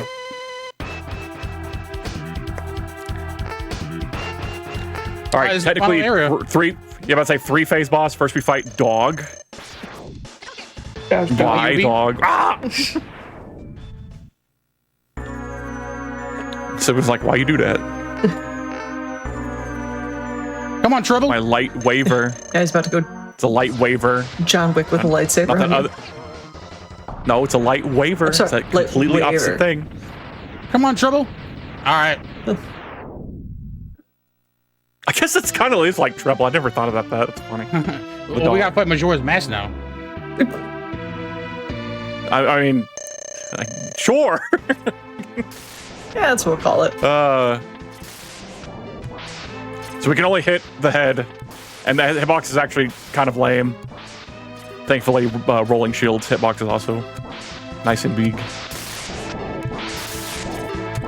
Time is coming up on the last hit. And Time. GG's. Yeah, so Final Sigma, pretty straightforward. You can Hado him. You cannot Hado him in the final area, so you have to use either Pink Shot, which is 1 damage, or Armadillo, his weakness, which does 2. So, I appreciate everybody sticking through that. That was just me misclicking. I'm gonna be honest, that would be a whole lot faster had I not went Sigma first. So, No worries. you know what's funny, Ultra? yeah. You're underestimate. Am I? So, yeah. Oh, I see. Sure. Yeah, fun order. I like that. That works. No, I was gonna be chatting with you. I'm like, I told myself not to go to Sigma, but then I second guessed myself. I'm like, oh yeah, we should be fine. Sigma, yeah. Hey, fun order. Yeah, right, Richard. Fun order PB. There we go. It is. So Well, while the GGs are coming in and the totally underestimate, you see it on the screen. Shout outs. Tell everybody who you are, where can they find you, what are you currently playing, and what in Star Wars team, what variety stream are you doing now that you're not doing Star Wars? Mia, please go for it. well, me, I'm at Ultra Urbanus. That's my name. You can find me doing Mega Man off just at random times. Recently, I've been doing more speedruns of practicing Rugrats for the PlayStation 1 and Fubuki Zero in Hollow Earth. It's actually another Mega Man-esque kind of game. You're just using a saber. So it's one of those things where it's just more speedruns, and then also I'll try to do just random games, just playing Pokopia and stuff. Nice. I've been Starwin. I play games, and I get invited onto these things to be funny. He's a good friend of mine, so I always have time. Same. It's all about the entertainment for me, make sure everyone's having fun. So I don't really stream. I don't have social media. You want to see me? You're gonna see me at GDQ, or you're gonna see me on Hotfix. Yes, so. I will be at GDQ. So if you want to say hello, please, you can come up and ask about Ame, because that's what I have in the back. So, but yeah, I just I play. I'm actually the one that streams out of our friend group. So that is the truth. And yeah, you remember, head to gdq.gg to register to the event and see these awesome 2 people in person. So we'll go eat food together. Come on, Yes. we'll have fun. all of the We'll get French fries. And so thank you. Hello, gamers, and welcome back for this Mega Man episode of Express Lane. We are going to kick things right on to our next game, which is 20XX Preset Seed, words are hard, by Cat Devs Games. So hello, Cat, how are you? Hello, how are you doing? Great. All right. So I've got here Shakespeare, also known as Grace, and I have CK, the developer of 20XX, here as commentary. I might get a little concentrated at times, so I'm going to actually rely on you two to kind of keep the conversation going at parts. So this is a preset seed. This is not the original preset seed I was planning on doing because my computer broke and I am running on the Switch version. This happened like a week or two ago and I haven't done the full seed research that I need to do. So this is a known good fast seed, but it is not the super seed that I'm looking for the like GDQ mainline run, but this is going to be should be well under estimate. So it sounds like we're already a little behind, so I'm gonna just get started straight away. So I'm just gonna get into it. So everyone ready for a countdown? Here we go. 3, 2, 1, and go. Good luck. Thank you. We believe in you. And this is the Switch version, so we've got a little longer on the RTA because of load times. It gives you plenty of time to read the tips, which is really important. That's definitely my justification, and it's not because of a lack of Switch optimization. I love that. But we are going to need some money, and I don't remember where the money is for this one yet. That's not it. That's okay. Do you know what you're looking to buy in the first little while with the money? Honestly, mostly energy upgrades because I'm going to be making pretty heavy use of the fire shield. Yeah, it makes a lot of sense, especially because you started with the Thunderous Boon from the next run shop, right? So you've got a little sort of bonus juice on those early powers. Ooh, this is perfect. Now I remember why I picked this seed. And we're just going to take damage here. This is very much a takes damage to save time run. Oh yeah, makes sense. Certainly on the base modifiers, you can certainly make a lot of room for just ignoring things and damage boosting through them. That item Cat just got makes basically all of your special weapon usage energy cost halved. So you can tell that they're already looking for a special damage-based build. So basically having twice as much weapons ammo to carry that forward right off the get-go obviously sounds pretty good. Yeah, with me personally, I've always found that Fire Shield is absolutely the best boss weapon in my opinion, and we're going to immediately get into that with that is where we're heading next. We're going to that boss immediately after this. I was about to say, I'm surprised you didn't start there on level 1, but level 2 makes a lot of sense. Yeah. Oh, Fire Shield it's clutch, it's important. It just gets you through so much of everything.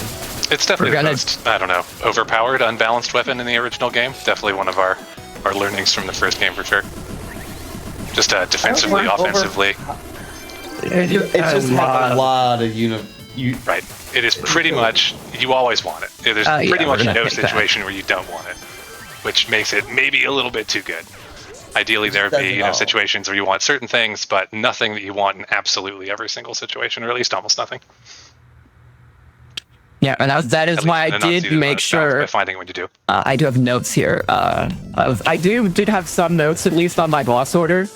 We're going for Astrals, like right now, which is the boss that grants the Fire Shield. So that's going to be very important to just kind of being fast and staying alive and all of those fun. Doesn't matter. Being fast and staying alive are important.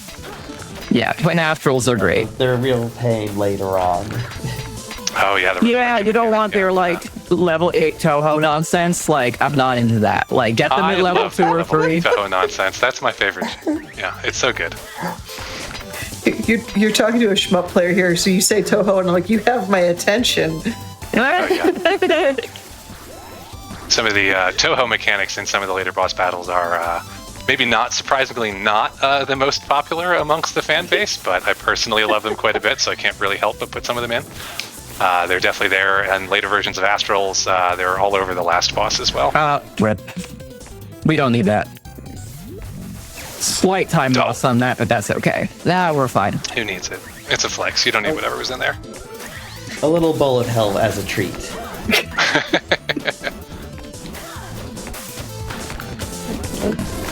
Skip that entire So a lot of section, early so you levels just have those side little climb. sections like that.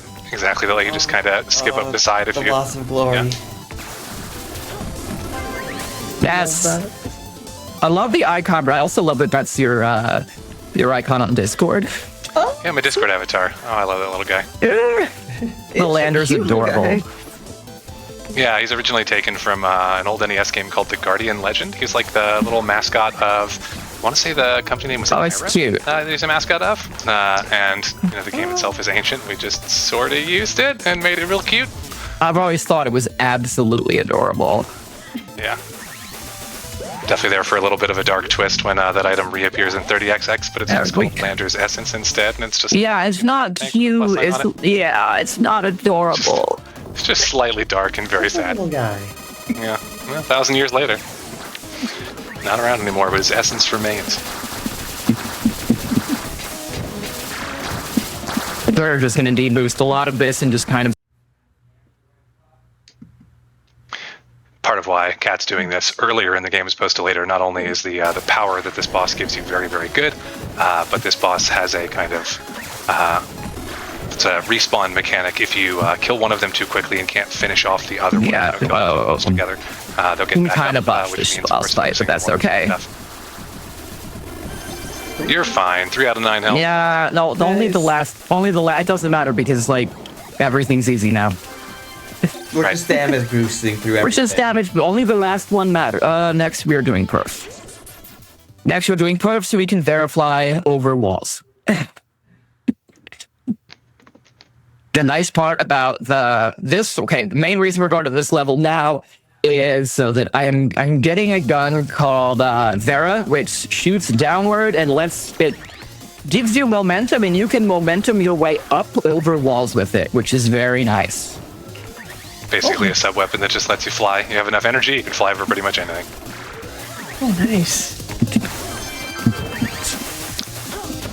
So my question from like a dev standpoint, how did you come up with the various bosses in this? Like, were you inspired by anything? Or was it just, I want to see this boss do this? Yeah, honestly, this game's definitely part of my personal journey as an encounter designer. Like, I think I very much figured out how I approach this kind of thing while making both this and 30XX. I think I have found personally, and not every boss in 20XX is designed this way, but I found personally that for whatever reason, I consider myself a very systems-driven person, a very game mechanics and logic first kind of person. But for whatever reason, my most successful designs are almost always the ones where I start with a theme first and then kind of work back from that theme. I start with thinking ahead to 30XX, there's a factory boss that I ended up designing, kind of starting with all of his feel and flavor first and then working back to the mechanics. And those tend to work much better for me. I think 20XX is very much a mix of the two in terms of how I, did I start with some basic mechanics first? I'm sure, when it came to the Astrals, for example, and their resurrection mechanics, I have been a big WoW head in the past, and I'm sure I was thinking a little bit of original Molten Core Hounds a little bit, being yeah, this is a mechanic, people are going to love this. And they don't all the time, but I do, and that's kind of what it's about sometimes. Wait, you mentioned WoW. I have to ask the question. Oh, sure. Border Alliance. It has traditionally been almost all Horde. Okay, you're however, cool then. I do love Mythic Plus, and unfortunately, Night Elf and Dwarf racials are way overpowered. And so, even though most of my characters are still Horde, Night Elf Shadow Meld is just kind of unbeatable for a lot of mechanics, and being able to remove a bleed with Dwarf. This boss has a mostly safe spot. I was a lion. All my characters were actually all dwarves. Oh yeah. Where's this mostly safe spot? It looks like you just took a beefy hit. There. I took a little hit. It actually, Yeah, it's a safe-ish spot. It's not a safe spot. A mostly safe spot, yeah. Yeah, and now we got Vera. Not an absolutely safe spot. bullet hells in the future. Yes. Being completely safe takes way too long. Fair. Being completely safe takes way too long. Little And overrated now- speedrun, yeah. We're going for this third boss, Vile Visage, because she's got the other really good boss weapon that's going to allow us to disable the lasers later. Oh, yeah, you haven't done either Sky Temple at our level. Oh, I do those two last. I always do Sky Temple last. Doing them last without Force Nova is bold as heck. Doing them with Force Nova is real prudent. Kind of like a Mega Man game, almost all of 20XX's powers, well, all of 20XX's powers, have some kind of other in-game element that they interact with or disable or help the player get across safely. So, So we should not or screw this one and mess a up. half of the level themes coming down the line have these sort of blinking lasers, kind of like that one, that the weapon that Cat's going to get from this stage is going to be able to disable. Ah, My best did it friend. again. Oh yeah, it's great. Yeah. Playing Nope, we're not doing that at section. safe, for me, like, this is a game that at its best is high risk, go. Oh sure, it's more Oh, yeah. fun. Play any kind of Nope. Mega Man you want, but this one goes fast. It kind of gives me like the right Sonic vibe. I need to. It's colossal disrespect to the wave beam as the default weapon and says, you know what? I could have a beam that increases my damage by 20%, pierces enemies, and makes stuff really wavy, and just says, what if I don't? Don't need that. What? What if everything? What if the gun didn't shoot straight and was hard to hit everything? Well, I was leaving out those parts, the actual justifications for maybe not picking with that. It is a tremendous amount wavier than other weapons, kind of as the name might suggest. The wavy beam. Not everyone's cup of tea. It's a lot harder to hit stuff with. It is a lot harder to hit stuff with. Oh, I've got Wave enough. is too strong. Ooh, not a big pickup. Yeah, nice. Picking up a little extra damage, another core that lets Cat charge the primary weapon up to an extra level, just for a ton of bonus damage. Adds a lot of attack power while we're at it. Gosh, those items are so powerful in 20XX. In 30XX, we've removed the stat component of all of those items, and they're still some of the best in the game. Oh, jeez. We are just gonna get right up in this guy's face and work on him. I see a green health bar, which means you should probably just be standing there eating hits. Yeah. Dodging takes time. You don't have that. You know, we do have How though. about the damage boost? We do have the other yeah. shield. Yeah, Now I we just have realized both I did defensive something. powers I at did once. something really silly. I did something really silly. Oh. What'd you do? I messed with my own muscle memory. I was going to say, misbind, yeah. Yeah, that we're. Yeah, I misbound. But we're good now. Everything's Zip it all, fine, plenty of TM. time. Nothing is ruined. Everything is fine. Did you know you can jump off the same wall multiple times? I do now. Because now you do. Thanks to that What's loading regularly screen? long loading screen. Yeah. That's a standard length. Oh, I'm out of energy. Cool. Ooh, brutal. So you can see this is the second time we've seen this theme in the run. All of the 4 basic themes get repeated twice in 20XX to make a basic 8 levels per run. You'll still see, most of the chunks showing up differently, so you shouldn't see too much repetition between the two every time you play, but it certainly does happen from time to time.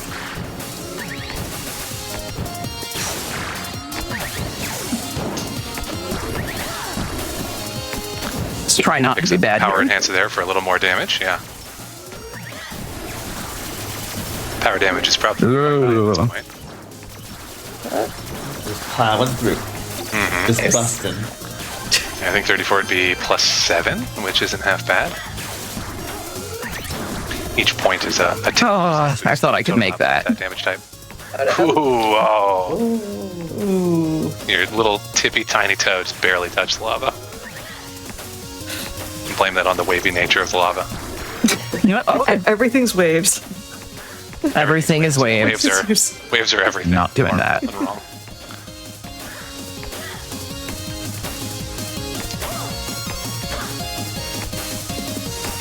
The little hidey zone here. Oh. Let's that are take a this few little side and- zones that are like a little bit hard to see, but totally accessible. There's also, I think, exactly one that can show up in this stage theme that's like actually a full-on invisible wall, and there's like kind of a graphical tell if you're paying really close attention. But yeah, there's just a totally fake wall that you can go right through. I did not know about that. Yeah, It's pretty rare. It's rarer if you don't. it's usually over a lava section. Of I think course. that's right. Yeah. It's over a lava Yeah, section, yeah. and it is Yeah, over virtually some impossible to bullshit that I don't say. want to deal with. All right. I have one short. Let's Feeling it? just take health. Who cares? One shy. One shot. We're okay. We're okay because now we've got the powers we need to wreck this guy. Oh, this is a cool Right. boss. This is a cool looking boss. I love this. I love his little text. It says "roll 3 or die," and I'm to understand it's because he was manufactured in New Hampshire. Oh my god. Is that true? That's what I've heard. That is canon. Okay. That New is, hamster. that is perfection. Sometimes the lore writes itself. You just got to go with it. Just that the dad level of that pun is off the charts, and I applaud that. Rollster, I'm not Shadow that age, Beak. so it is an affliction Now you I am permanently beholden to. Now you can also start exploring the world of these hamster people and what it's like to live in New Hampster. Why Yeah, the would next game what would matter compel than you people to are build like actually just a full-on hamster sim. That's 40XX. Right? Yeah, it's not actually an action platform. It's all hamsters. Unapologetic. It's all just- hamsters. it's just a visual novel too? This is my art. I think allow I me to can. bear myself. Oh yes, here's what we're gonna do. That's what we need is a Mega Man dating simulator. Oh my word! There's Like, just a let's date 0% Maverick. chance I'm the right person for that one, but Look, Godspeed. if Dead by Daylight can get a dating sim, any game can get a dating Okay, we're gonna sim. skip a good chunk of the level here if I cannot screw it up. Wait, there's a, Nice. Dead by Daylight dating sim? Yeah. Oh no. Oh, We're going to see a Vera skip coming up here probably. Yep, you are definitely gonna see a Vera skip of a good chunk of the level. Yeah. And I'm a big silly that didn't write down which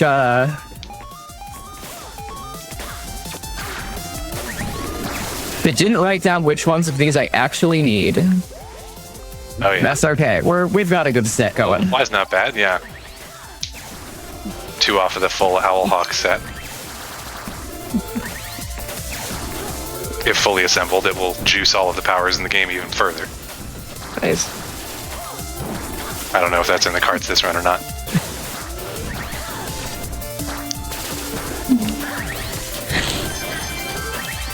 I think we're up to double damage on those powers, looks like.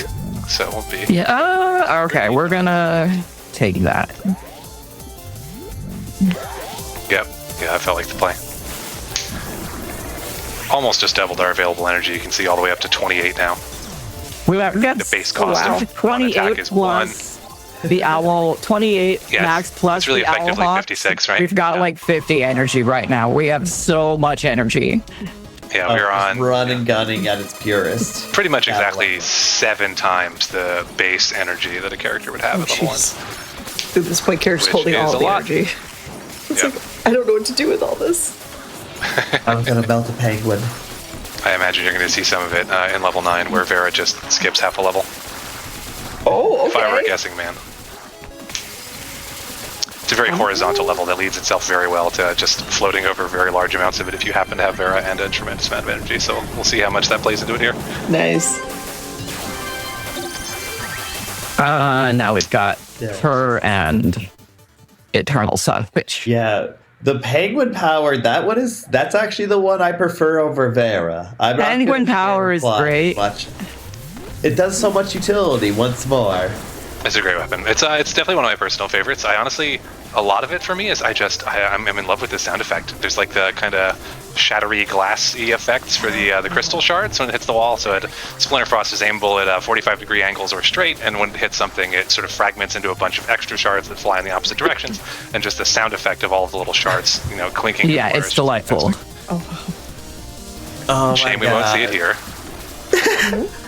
I'm just remembering the perfect sound of breaking glass back in the shenanigan days. 16 years old, a friend gets their driver's license. We're going around the minivan, and we're swiping those glass orbs from people's gardens. I feel bad about it, but then we would drive down the highway speeding and just launch one out. And the sound it made, and the mist of colored dust under the streetlights. Yeah, I think the exact sound effect we captured for Splinter Frost and 20XX. Perfect. Captured that exact sound 20 years ago, knowing I would need it someday for something of utmost importance. Love that. Sometimes you Of just need that utmost thing. importance. It's like someday I will use this. We're not brave enough to leave all the lasers. We're gonna remove several of them, and we're gonna go backwards here to get some items. Got plenty of energy. It makes a lot of sense. I mean, look at these lasers. There are a lot of them. Timing gets very tight. Oh, jeez. Or why not just disable? Also a fine option. Makes sense. Kind of what I was coming back to with, all of 20XX's powers have some kind of in-level utility that makes navigating them a little bit easier for our heroes. You're seeing a lot of Force Nova disabling these lasers here, but pretty much every, mechanic and or trap in the game has something that will help the player get through them. Obviously, you can totally get through all of them, totally natty, or you could use the game's other tools to get through them. Cat's also got, a little short fly from those Owlhawk boots, got Vera for floating over stuff, so lots of different toys that could help navigate all of this. But Force Nova is certainly a good one. Yeah, optimized mobility in 20XX it feels so good. It's just smooth. Thank you. Yeah, it was a lot of fun to make.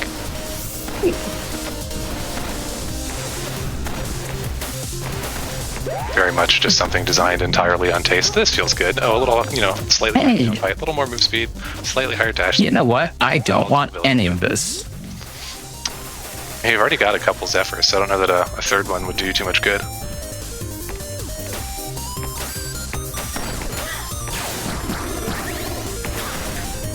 If you could go for like a helmet resonator or something, that would be a pretty... Helmet resonator would be incredible. Yeah, that would be a pretty clutch find. Yeah, you could definitely use some good helmet.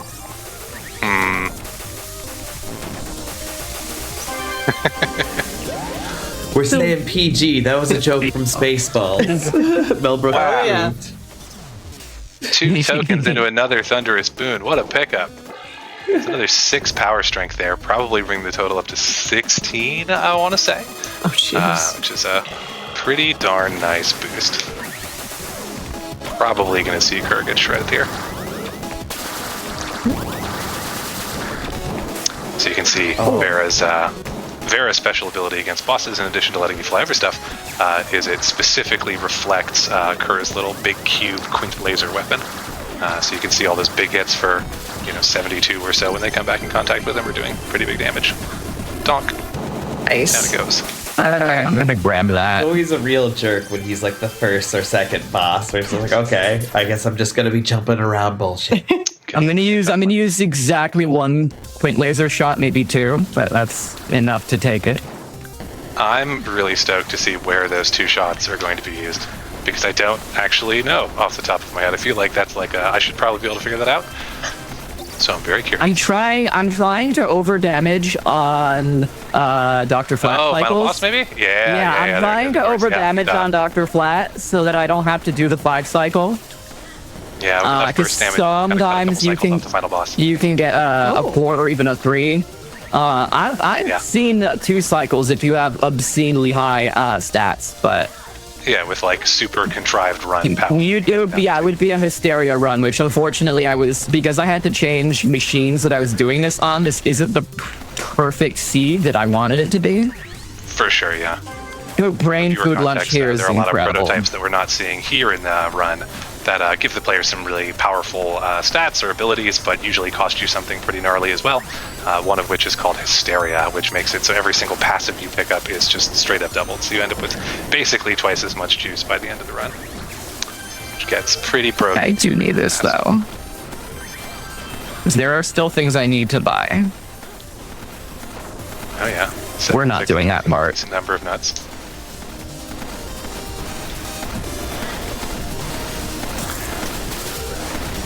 And Anything major on your shopping list, or just hoping to pick up just a couple more items in the shops in general? Mostly more items in the shops in general. Oh yeah. Could luck into a helmet resonator in one of those shops. I'm pretty sure they show up in shops. I think they're like 60 or something like that. Like I said. Yeah, they are 60 unless they're on sale. Could even be a Buster power up. Could even be a wave beam. Oh, 2 wave beams. They all come. Oh my word. Beam the dream. Love the idea that it just shows up in every single level to tell you. I'm pretty sure it can't. I'm pretty sure the game is coded to prevent you from seeing this same stuff like that. That's that isn't stackable. If you've already seen it once, at least until it's cycled through everything it could possibly spawn. Yeah. But hey, maybe it's broken. Who knows? The only thing that I think I just learned about the invisible shop and there you go. The items.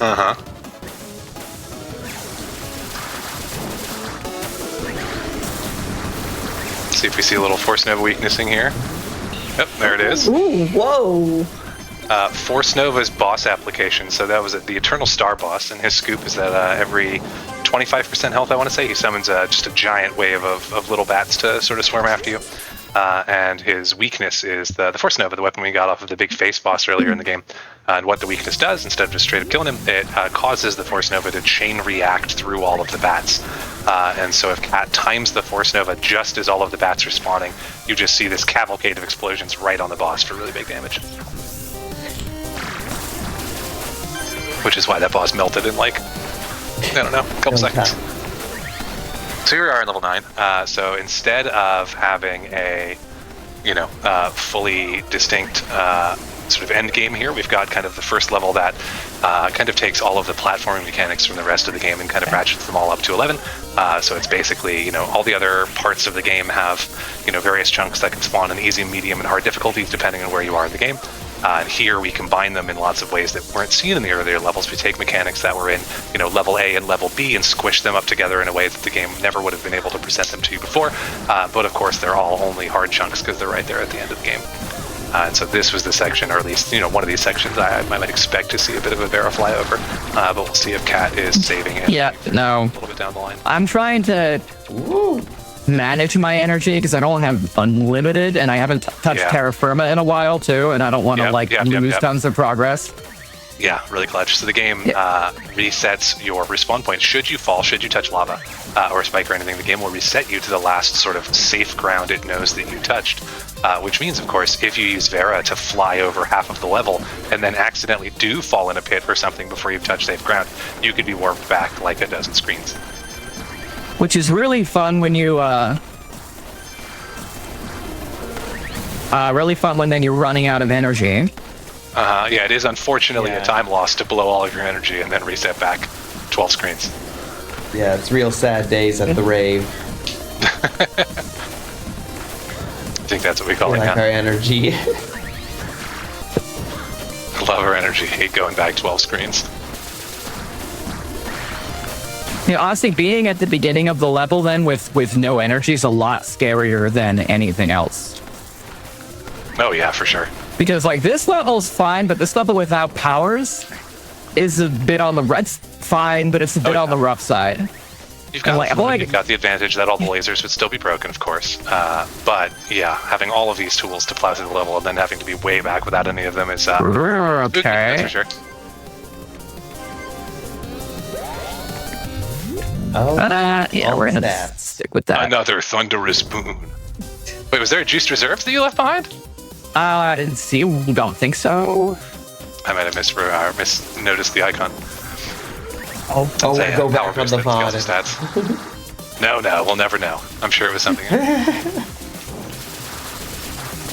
So this is kind of the equivalent of one of our wily bosses. Instead of having basically it's a boss that combines individual combat mechanics from all of the other bosses and has a bunch of sort of ultimate and he's dead. themed after some of the bosses as well. Except here we have plus 16 power damage or whatever, and so he's just going to be dead. And we're doing a speed run, so we're not dealing with that guy. Oh, sir. Yeah. All right. We're It's so cute. we're gonna save the animal Yeah, you've saved the frames and the Serbi because in this game they're the same thing. Not much of a challenging choice, regrettably.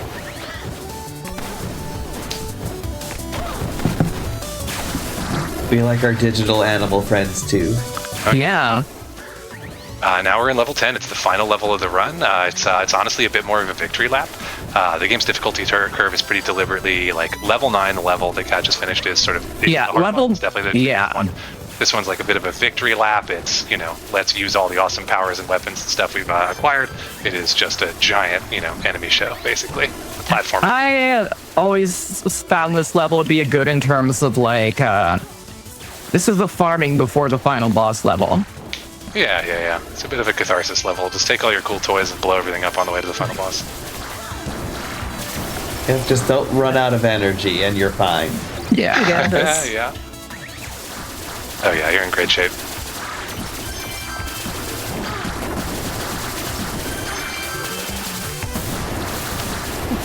I can do that. Yeah.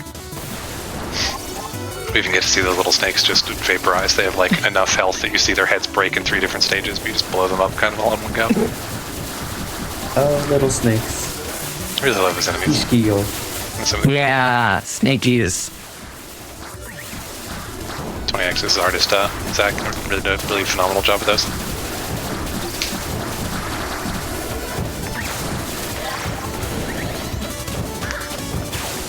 And the reason why we're skipping all of those glowing enemies is, they're great if you're not being timed. They've got a lot of health. Every enemy that spawns is going to be the tankiest variant in the game. Okay, we're gonna do this. And it doesn't really matter after that, I suppose.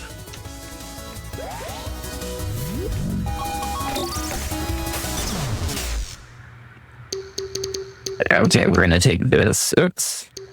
The buttons are switched on the Switch. Oh, the biggest boy. That gets me all the time.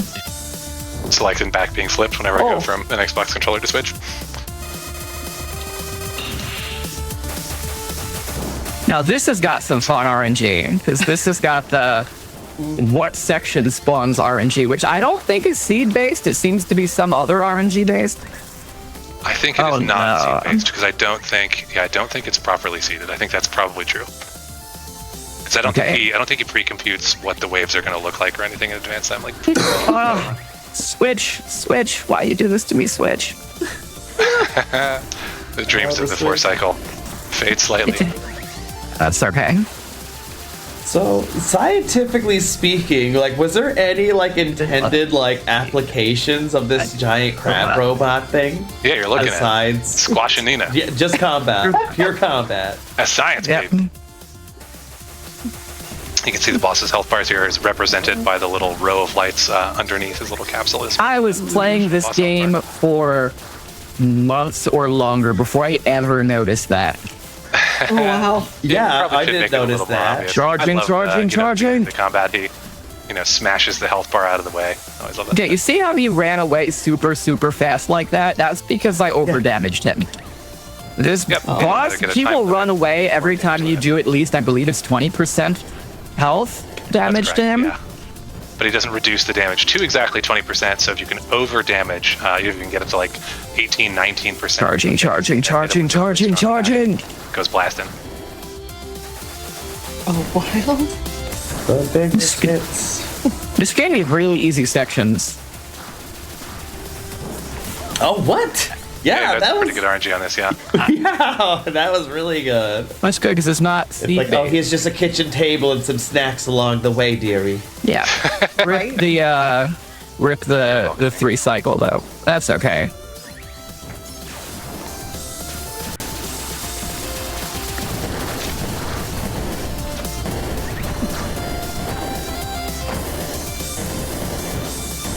These platforms are not our friend right now though.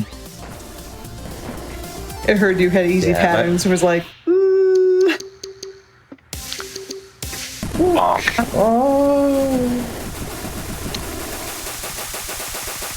Run, even though it hasn't started exploding yet. They're like a minute overestimate, but that's okay. Maybe it won't explode this time. Oh, there it goes. Nice. Oh, we're saving the animals. Okay, can you answer It actually is me? faster. Yes, of course. What's the situation with the fire? Because I feel like the fire and the kill plane of the fire are not moving at this. I feel like does the fire actually damage you? Because it doesn't seem like it does. Or Yeah, it will damage you eventually. So the actual damaging plane moves up at a steady linear clip. It is you'd have to go pretty slowly to actually get damaged by it. But that was what I had always thought, but I've never heard it confirmed. For the sake of tension, visually the explosion wall follows you pretty much, bang on and stays on the left side of the screen there. But if you were to, touch lava, it will get reset back a little bit, so you wouldn't be like in the middle of the explosion wall if you got reset or anything like that. And if you were just to back up for whatever reason, I think it would back up a little bit with you. It should anyway. Not that we're going to see that here because because we're done. We reached the capsule. Slain by nothing. Yep. Woo! GG. We're 90 seconds over, I think. Question mark. Let me see what the in-game is. Thank you. Still speedy. There's definitely 90 seconds worth of Switch loading screens. Oh, 100%. I'll take the lead on that one. But now you know that you can jump off the same wall multiple times. I don't know if you knew that before. So I think it's time really well spent. I think educating ourselves about our surroundings is one of the most important things we can do with our 90 seconds sometimes. We learned about the boss and its lights. I always love it when you learn basic mechanics this far into playing a game. Oh, yeah. I mean, a lot of the time you do that. Sometimes you're just being a little daft, but sometimes that's a developer thing, right? We could probably stand to have made that. If you don't, I've never tried. If you don't rescue Al, does this cutscene change, or is he still in it? Yeah, it changes. He's not there. Oh, really? I've never. There's a separate version of the cutscene where he doesn't show up at all, and then he's also not on the beach at the end. I didn't know that. I've never tried. I've never gotten the Heartless achievement. The Heartless achievement, it just means you're not on. So this is so good for you, as I think the learning here. I'd say I learned something new. So yeah, GG's to all of you. And now's time for shout outs. Let people know where they can find you and what are you currently playing? Well, right now you're just gonna be able to catch me. Next time you're gonna see me is possibly GDQ, but I haven't been streaming. I haven't been streaming in quite some time. I know definitely you can catch CK working on 30XX occasionally. You sure can, yeah. CK again, the Battery Staple Games creative director, person who made 20XX and 30XX. He made those things. You can find those things on Steam and Switch. You can find the earlier games on PlayStation and Xbox, but not 30XX for the time being because games are weird and it didn't make a ton of sense for us, but who knows. You can find me on, I don't know, it used to be called Twitter. I guess it's X. It's BatteryStaple_G. I have the same handle on Blue Sky, but have not been terribly active on social. But we are hopefully announcing something brand shiny and new in a month and a half in one of those places. We'll see. We can't exactly. Very nice. But there's fun new stuff coming. Yeah, no, we're very exciting. We're really excited about it. I'm excited to have stuff to be active on social about again too. But yeah, I think that's pretty much our scoop. Our games are on Steam, 20XX and 30XX, and someday soon, new other things. Nice. And Shakes it with you. Oh, you can find me on Instagram. I haven't been playing many video games, but I have been involved in a big part of an all-trans political campaign. I can't go into much details, but we are definitely fighting for some trans rights here in our state. We get a trans rights from the crowd and from the chat. Let's go. Ooh, trans rights, we love that. I suppose you can find me on Instagram as Space Captain Lexi, but I'm just mostly posting in kind of EDM-related communities these days. Awesome. Well, again, thank you so much for that awesome run. That was super cool to see, and I'm so glad that all of you are on. Thank you for having us so much. Again, gamers, so welcome back to the final Mega Man run in this awesome episode of Express Lane, but this one's a little different because it's not really Mega Man, it's not really Anybody else? It's. Do you like villains? I like villains. It is Mega Man Day in the Limelight 2 with Papat. So hello, friend. How are you? Hello, I'm doing well, thank you. I'm Papat.1, and this is Mega Man Day in the Limelight 2. This was a fan game made in Game Maker and released in 2012. It's very good, very fun, very completely unique concept. I'd like to throw it over to my co-commentator assistant here, Terex. Would you like to introduce yourself? Hi, I'm Terex, or Dark Terex, as my handle normally is, but call me Terex or TT. Yeah, I'm here along for the ride. Yeah, this run is great. We'll go ahead and get started here then. We'll go in 3, 2, 1, go. All right. Good luck. Good luck. So, this is a Mega Man game where you're actually playing as the Robot Masters, as the villains. So, the story for this game is that it's post Mega Man 2, and Dr. Wily goes on a rampage again, so just like Mega Man 3, he does it again. But at the same time, he releases a virus that incapacitates Mega Man. So the only robots that are immune to this virus are the Robot Masters from Mega Man 2, which Dr. Light reprograms to be the heroes in this case. So we're playing as Quickman right now. Each Robot Master has their own specific stage that they go through, like they're tasked with defeating a specific robot from 3.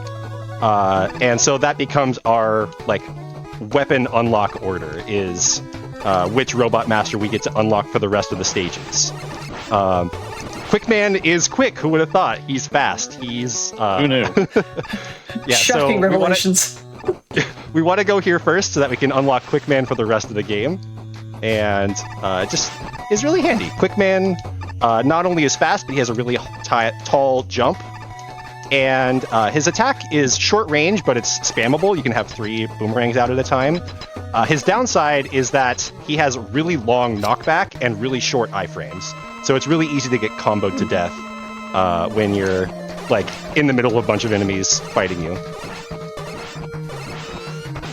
Oops. Yeah. So every stage we go to, we are going to fight the Mega Man 3 Robot Masters still. So as you can see, we're fighting Shadow Man. They do have a bit of a different pattern and boss rooms as well. As you can see, he's throwing the Shadow Blades up into the ceiling, which are then causing them to rain down. So a bit of a mix-up for what we're used to, which makes it pretty interesting. Nice. Yeah, pretty reasonable Shadow there. Got him before the second multi-blade throw attack. I like the juggling at the end there that Quickman did. Yeah, that was a cute touch. Yeah. That's just something I like to do at the end of stages while I'm waiting for the next one to come through. So love that. Yes. Then we're gonna go. The weakness order of this game is the same as base Mega Man 3, which, if you're familiar with, has 2 weakness circles in it. So we're gonna break in. Yeah, we're gonna break into the other circle later on. But for right now, we're gonna go fight Sparkman. This stage is you unlock Wood here. Woodman is pretty bulky. He's got wide hitbox. He doesn't jump very high, but he has really long iframes in comparison to the other robots. Take this hit. Okay. Yeah, this stage, every stage in the game is very built around that Robot Master and their weapon that they use. So in this case, you'll see a lot of traps around that you would normally not want to step on or avoid. Right now, Popot's trying to get through cycles with Quickman as a result. But when you would use Woodman with the Leaf Shield, it would plug all the things shooting projectiles or the electricity that's on the floor. It'll create a floor that you can walk across safely instead. So every stage is very much built around that mechanic for each person. Yeah. So Spark here is going to jump on top of the elevators and fire down at us. But he's going to stay there until he reaches. Yep. Okay, fine. We're fine. Wasn't worried. Everything's fine. Yeah. Everything's fine, TM. Yeah, we're just trying to bait out the big spark shot so that it is easier to dodge. Attacks and enemies in this game are pretty big generally, so it's easy to get hit when you're not meaning to.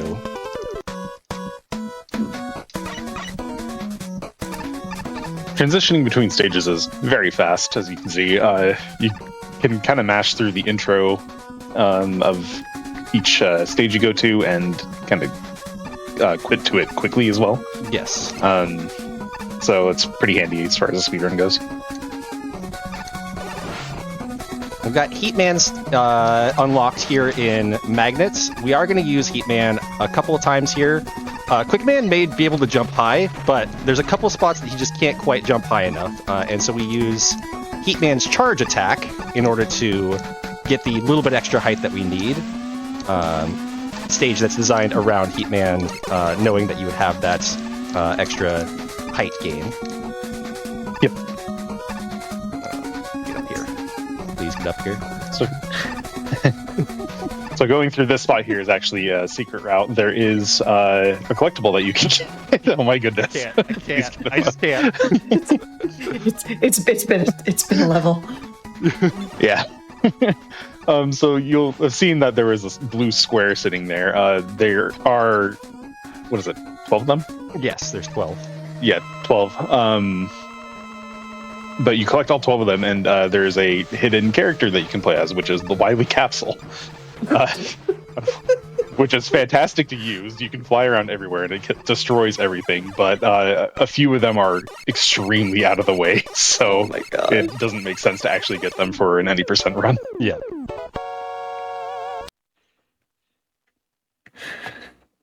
Just now picturing the capsule flying all over the place.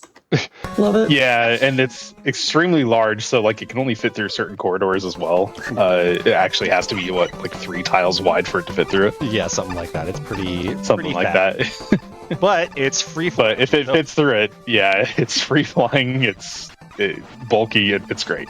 Yeah. Next up, we're going into Hardman stage, which is Crashman. So we're going to be breaking through a bunch of walls in this stage. Yeah. There's a couple of spots where you're intended with Crashman to cause there to be an earthquake and like have some stuff come from the ceiling so that you can get higher platforms. Yeah, we're gonna skip by that because that takes forever. So it does. Just gonna use quick and heat to skip by some of those sections. Something else to note that's really neat about this hack is there are vertical screen transitions without the use of a ladder. You can just jump up to them and keep going from there, which there are a lot of ladders you can use, and not every Robot Master can actually climb a ladder. The bulkier ones straight up cannot climb them, so like Woodman can't. Yeah. Thankfully, Quickman does, because otherwise, like most Mega Man games, climbing ladders is very slow, and we want to avoid that as much as possible. Yeah. Yeah, Woodman stage, or the Sparkman stage where you unlock Woodman, every vertical section that you would go through is actually a lift. It's like, oh, you want to get higher up on the screen? Use a lift to get up there. Nice.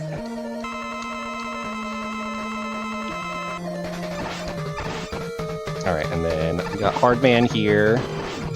Heatman's weapon is a little bit unwieldy to use. It's like, you fire 2 shots technically, but with one press. Yeah, with one press. If there's a fire bar on screen, then only the first one comes out. And if there's 2 fire bars on screen and you press the button, nothing happens. So you kind of have to time your shots in such a way that you still get the hits out when you want them to come through.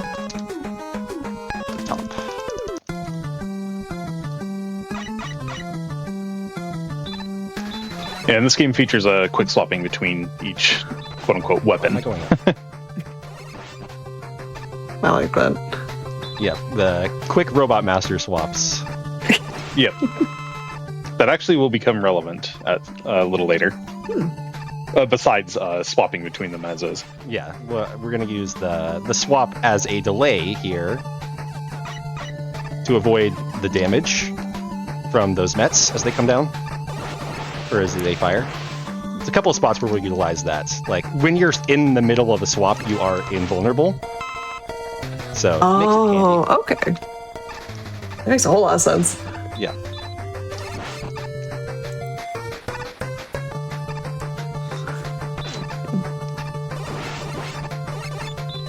So, like, I need to ask, this is Day in the Limelight 2.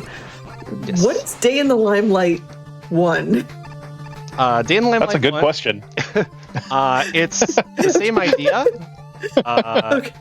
It's Mega Man 2's stages with the Mega Man 1 Robot Masters. I have not played that particular one. I've only played 2. Yeah, when I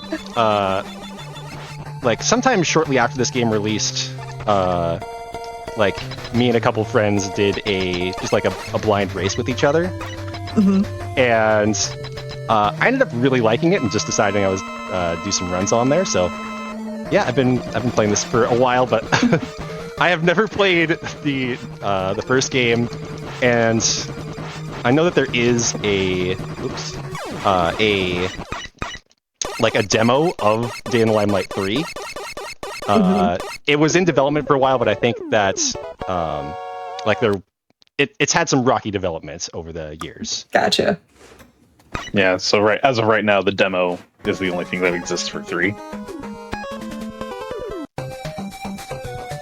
Something to note in fighting Top Man there when using the Crash Bombs. Crash is actually really good offensively for things that have a lot of objects on screen. And so, like, the Crash Bomb just clears everything that Top throws at you and is one of the only thing that actually pierces through his invulnerable state while he's spinning. Yeah, when he's spinning, he can't be hit by most things, but Crash Bombs can. There's a question chat. Typically, you cannot hot swap between Robot Masters without pressing pause. How are you switching? It's just a quick swap, just like in some of the later Mega Man games, where they put the quick swap, like in Mega Man X, where they have the quick swap on the shoulder buttons.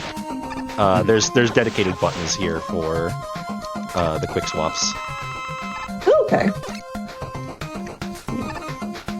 If you couldn't tell, Gemini stage is the stage where we would use Bubble Man, given the underwater sections.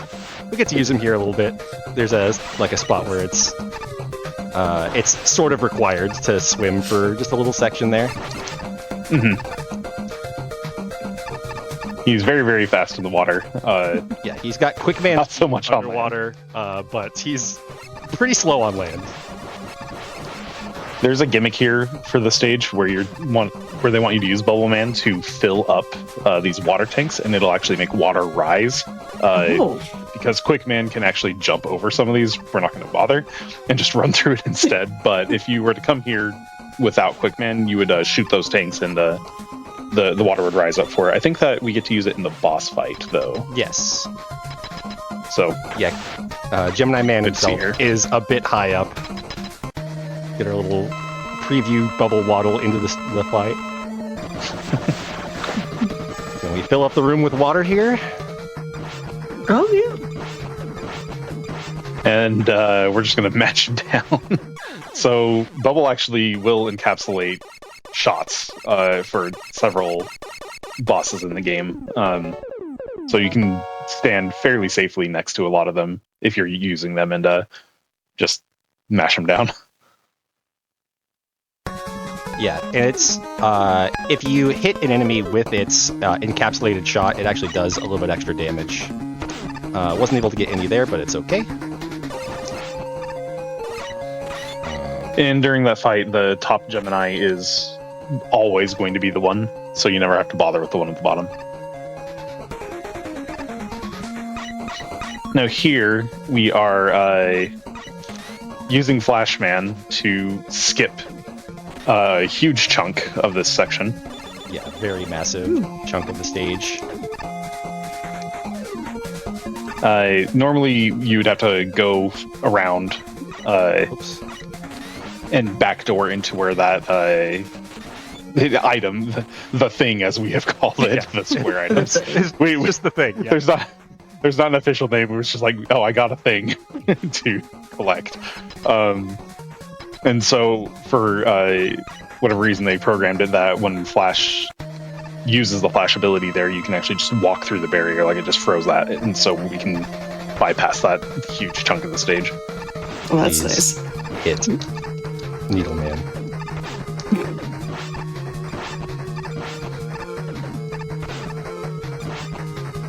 All right, thank you for giving me the big needle attack. Okay. Yeah, that's a very late needle. Yeah, big needle. Very, very late on that. Gave me a bunch of the... Usually happens like by the third hit on him. Yeah. Like it's usually happens pretty early.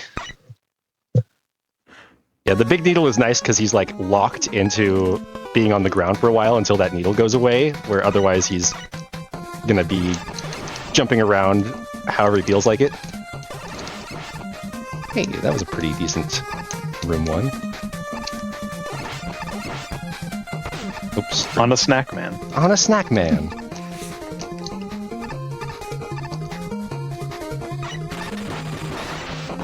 We'll get to utilize metal a bit for some combat stuff, like metal blades are pretty good. They like you can fire them in 8 directions, just like the regular Mega Man 3. Nice. Yeah, and you can attack pretty quickly with them. So there's also another mechanic with it that make them even better here. If you fire them diagonally towards like a wall or the ground, the wheels will, or I say wheels, the blades will, yeah, the blades will travel across the wall or the ground or the ceiling from doing it diagonally like that, just like Wheel Cutter does in Mega Man 10.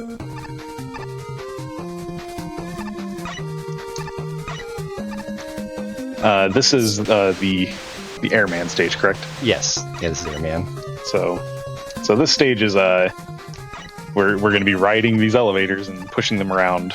There's a lot of other like blocks that you push around using Airman. Otherwise, so that I just barely. So there's barely. There's a mechanic in this where when you do a quick swap, you get 1 frame where you can jump with the next Robot Master. So like if you have really good timing and you're frame perfect, you can get extra height in a bunch of spots. I was trying to save a little bit of time on a couple of cycles there. It's because of how tricky it is and it's frame perfect. Like it's not worth like going for most of the time, but a couple of spots where you can potentially save a little bit over waiting.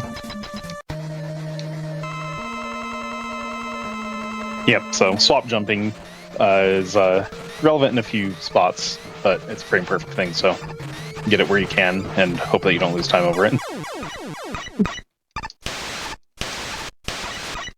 I don't know why, but I've always thought Snake Man's design is a choice.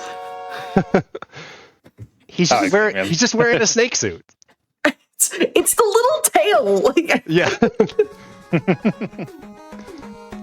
All right, so we've beaten 8 Robot Master stages. We're going on to the Dock Robots, and a completely unique thing in this game is that it's the other 4 Dock Robots. I love this, where instead of being the normal 4, you get 4 completely new Dock Robots. So we're going to Dock Snake first. Interesting. Yep. So the regular game does it on the corners, but this one does it on the cardinal directions instead. It doesn't matter which order you do these in. The pod's just going to do it in the order he prefers. Yeah. And you might be thinking, wait, Dock Robot stages? That means that there's Dock Robots. Who are we fighting, since the Mega Man 2 robots are the normal Dock Robots? We'll see them here in a second here. But first, we gotta get ourselves a little bit of our bubble walk. He's gonna get you. Our little gremlin. He's gonna get you. Oh, jeez. Oh my god, that's gonna haunt my dreams. It's such a good walk-in. Yeah. That walk. While I was playing this, I couldn't help myself anytime I had him on. I deliberately had him on just to do that every once in a while. So that was Dock Fireman. We got the Mega Man 1 robots that are going to be our Dock robots here. Yep. Nice. Dock Snake is so cool. We have like these snake skin sections instead of, like the regular platforming. Yep. Okay. Saved a little bit there. Nice, got a swap jump on that. Oh, and I want to clarify something just a little bit, just in case. The capture that Papada's having to do right now is a little weird. Yeah. So, my reaction as a commentator might be slightly off from what you see. So, full disclaimer. It's fine, It's fine. TM. You've been doing fine. You've been doing fine. All right, and then we have Doc Cutman here. Just trying to avoid getting sliced. Actually pretty difficult because his angles are pretty sharp. Haha. They certainly are sharp. Just a bit. All right, there we go. I can't believe you got him out of jail. I know, right? He rode his own Usually stays platform. in there. He stays in jail normally, but He normally stays there, and I was like, oh, that's different. It's like, I wonder what this does if I stand on it. yep.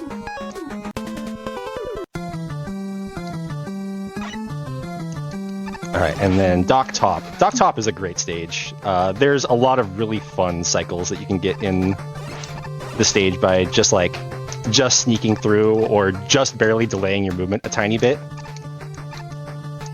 We're gonna jump through a couple of these screens, skip some ladder climbing. You can also get a bit of a higher jump by repressing in your vertical screen transition, right? Yes.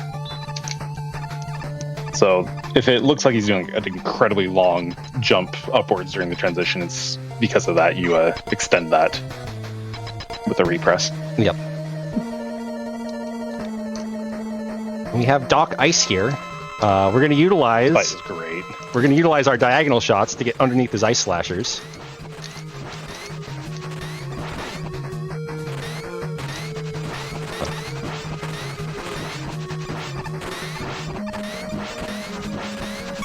Yeah. Not too And try bad. and get some good positioning on the ladder when you can, but Yep. gotta do it fast. Please.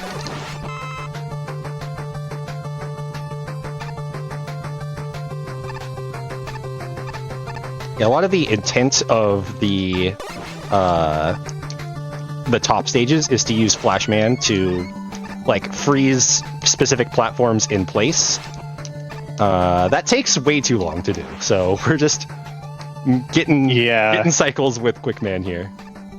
Unfortunately, to use Flashman and his mechanic for that, you have to charge it, and his charge is extremely slow. And then when you use it afterwards, the charge to use it again is even slower. So it's there's a single time that we will, I guess 2 times since we used one earlier. Yeah. There'll be one time later, otherwise that we'll get to. Swap the wrong direction. Alright.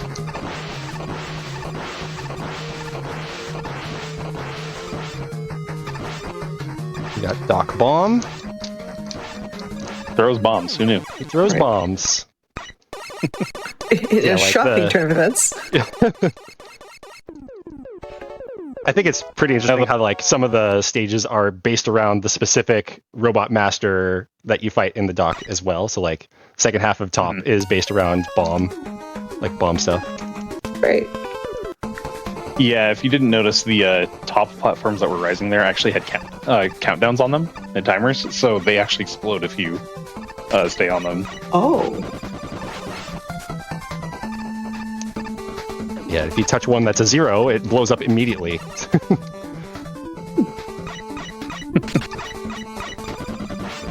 Knowing me, I'd inadvertently step on, just touch every single one that starts with 0 because I would not remember. Yes. Not the bees, dude. Not the bees.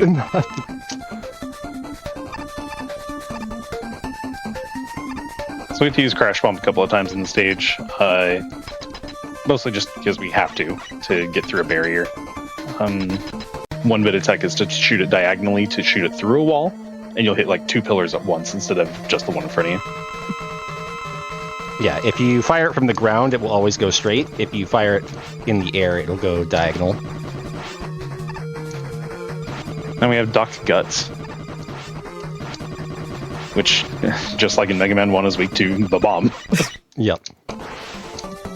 Fair enough. Oh, but he didn't die. He ran away. Well, now he died. Yep, he sure did. There's only 6 Robot Masters in Mega Man 1. Nice jump.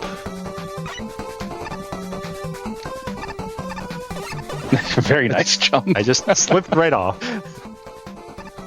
Smooth. Normally swap All good though. metal here because it's a little bit safer, but quick's fast. We're all about going fast here. Yeah. Fast is important. Yeah, we're gonna just skip the mini boss here entirely. Yep. Just run straight through the underneath him.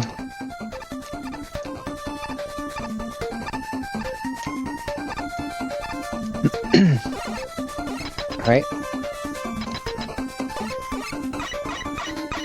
We get to Doc Guts version 2.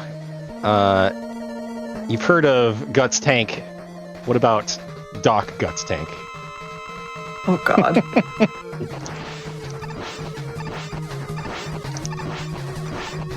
That's wonderful. Yeah, absolutely. He's not actually weak to Flash, if I remember right. Flash deals the same damage as Crash Bomb in this version of the fight, but like because Crash Bomb can like sneak through him and he can jump over it, and it's a lot more random, and you'd have to be on his platform. It's a little bit easier to fight him with Flash than it is.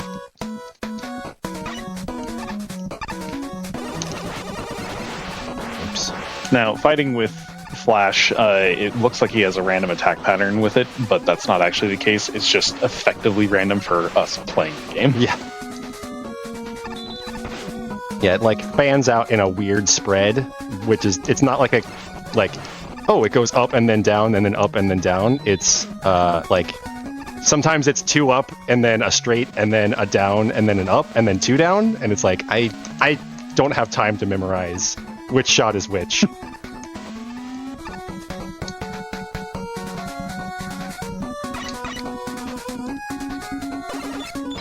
So Doc Magnet here, I think you said is the hardest stage. This is the hardest stage, yeah. And, it's super easy to take a billion hits from every single enemy everywhere. We got Doc Elec here as well. Oh, gave me the unlucky jump to start. Alright. So, trying to make sure that we maintain a decent amount of health, because there's a couple of like semi-planned deboosts in here. We are going to get a large health fill, just automatically. Oh, okay. From the route. Please don't die. This is the worst room in the game. This is the worst room. Close. Yeah, this room is horrible. Yeah, I can see that being the case for this one. All right, we got the health. All right. We're fine. We're fine. It's all fine.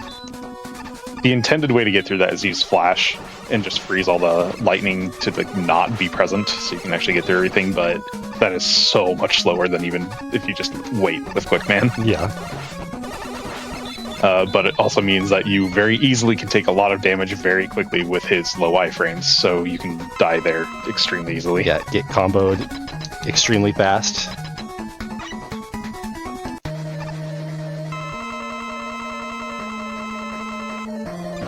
And then now we're on to, Doc Elec. Doc Elec version 2.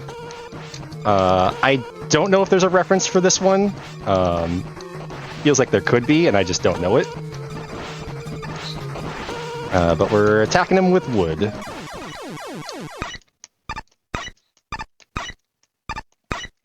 The leaf shield will rotate whichever clock direction based on which way you face. So you can kind of use that to hit projectiles smartly. Yes. We were trying to do a couple of swap jumps to get on that platform because, being higher up when you teleport out means you clear the screen faster. Yeah. But again, those are frame perfect, so do what you can. All right, and then we've got our intro our assault on Wily's castle. Going to be utilizing a bunch of completely new mechanics as well here. So in this first stage, there's a bunch of water that we're going to get by. Some of it is like coming up from the ground and acts like a water spout. So it like pushes you and other enemies and things up. We're gonna skip by as much of it as we can here by setting ourselves up by landing on the ground and then just going straight forward.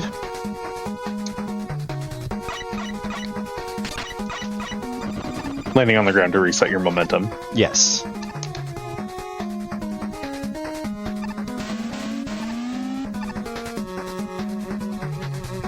I love that it affects the enemies in the stage as well. Yeah. I agree, that's a nice touch.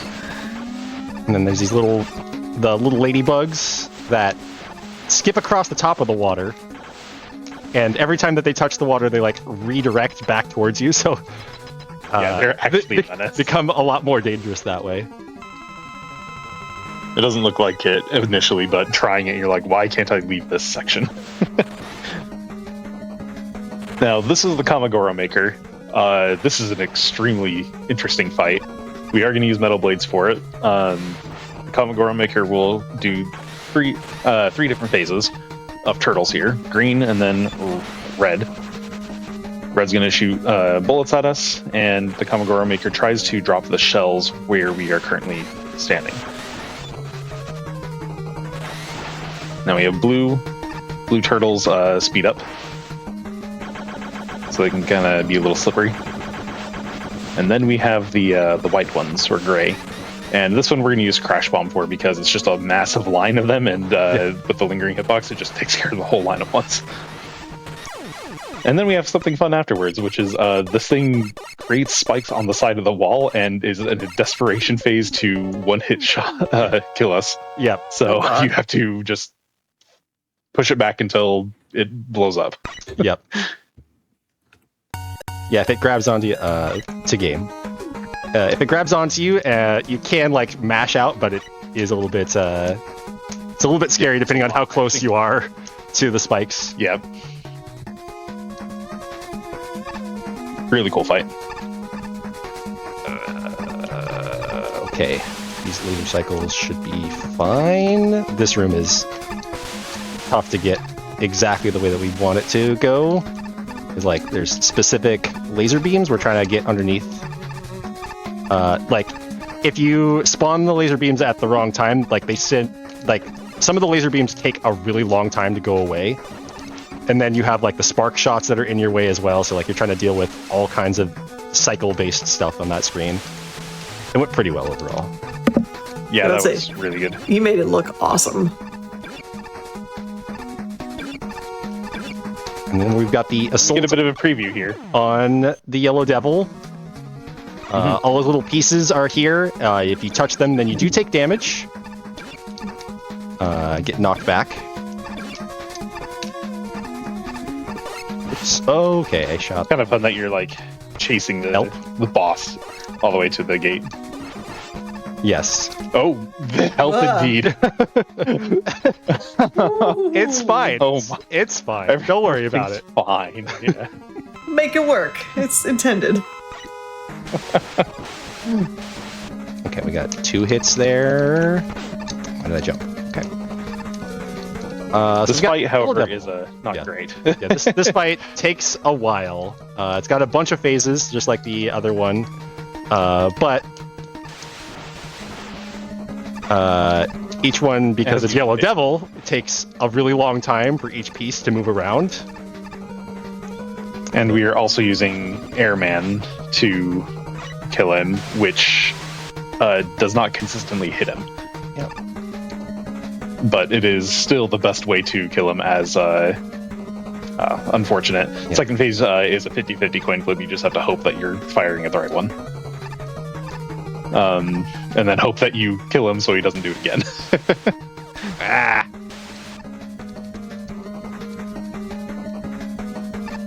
Alright, that's 2 lost coin flips. If I lose the 3rd coin flip, then the 4th cycle takes a really dumb amount of time to happen.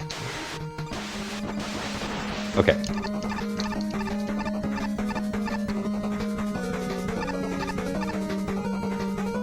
Okay. And Yeah. let's go into the corners. And this is not random. It'll just go in the same order. Yeah. Top right, top left, bottom right, bottom left. It's just far easier to hit him in the top ones than it is to try and run over slowly with Airman to hit him in the corners on the bottom ones.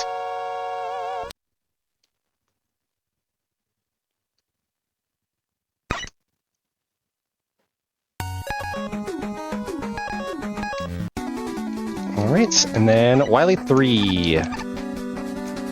Interesting stage. Yes.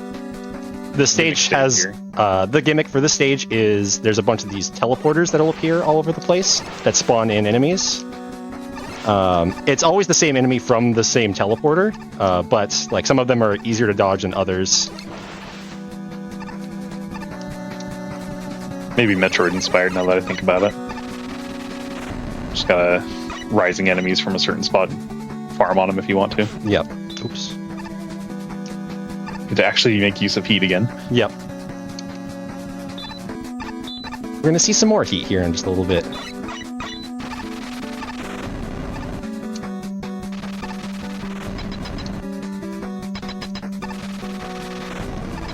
So not only do we use him to get a little bit higher up on the screen, but also his little charge is about Quickman speed. Okay. All right, well, now we have Copy Mega Man.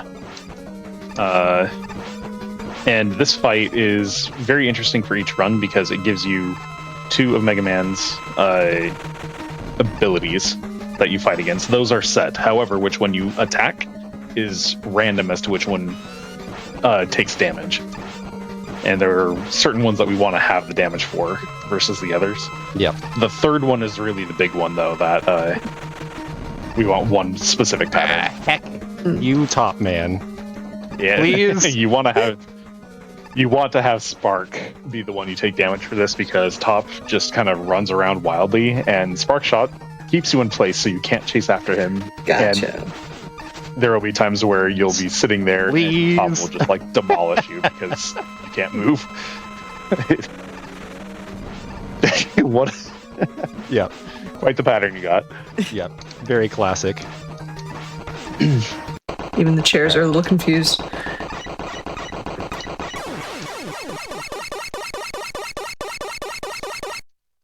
Yeah, there are optimal ones for like each phase. The last phase is the least important of them, Yes, for sure. but the third phase is by far the one you like. I need to have. Yeah, please Spark let it Shock be Spark, be the one that's vulnerable, and then it's, when it's Top, it's like, now I have to chase this idiot around. Jump.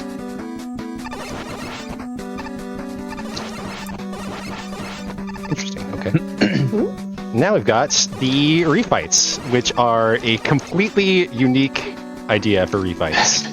This stage Oh. is so freaking cool. Never. So freaking. Yeah, I've never seen anything like this done, where instead of having boss refights, they have fully redesigned stages based off of, like little mini stages based off of which robot is, like from Mega Man 2. So technically, we are doing Mega Man 2 refights right now. We are not doing the Mega Man 3 refights. You will not see the Mega Man 3 bosses again. Yeah. We are playing as the Mega Man 2 ones, but each one is themed after the Mega Man 2 bosses. Now, something that I realized like 3 days ago, as I was watching a run for this again, I was like, he goes to this left one first. That's the position for Heatman, where all the fire stuff is happening. And then he went into this top left one, and then I'm like, oh, this is Bubble Man. This is where the water one is. This is exactly the same layout of the Mega Man 2 select screen, stage select, of where the Robot Masters are. So this top left one is where Bubble Man exists on the Mega Man 2 stage select. We'll go to Airman next, going up, which is where he is on the stage select. So it's a really cool included like Easter egg, I guess you could say. Yeah. But yeah, officially Mega Man 2 refights.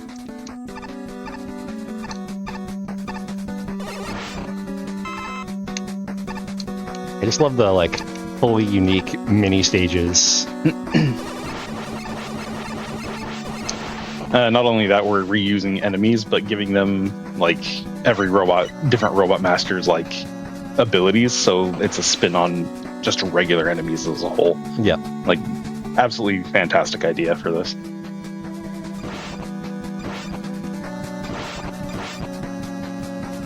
and we've got our first little auto scroller here, where we have to ride the air up.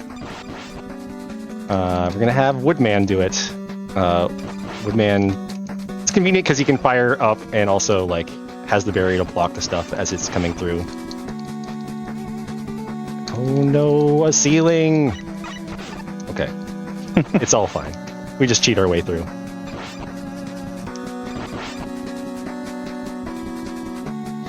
Cheat? We don't do that here.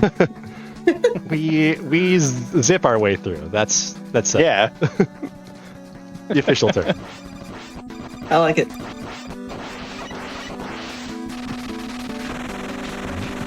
And thank you, Baron, for the heat advice that I sometimes remember to do and other times I don't. Save a little bit of time climbing up at the end of the auto scroller section there. Nice.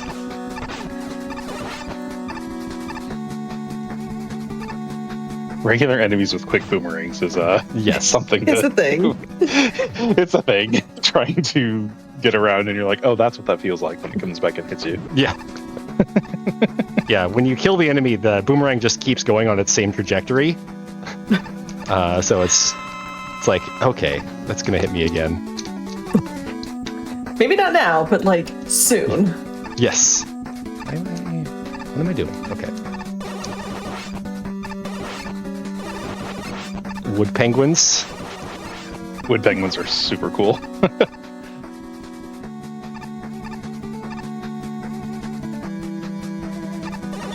I like that they like recolored everything, not just like, oh, they're using the abilities, they recolored them to thematically work for them too. Yeah.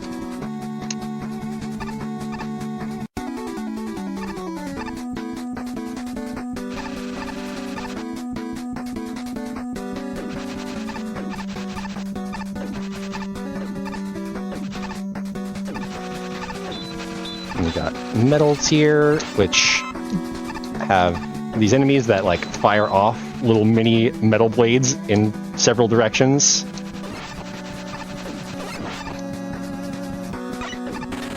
Like, oh joy.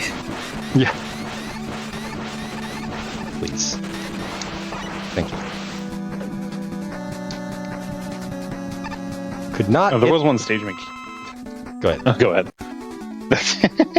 There was a stage mechanic we didn't cover in that. There are some platforms that get shot out of these tubes, and as you fire against them, they form the platform for you to stand on.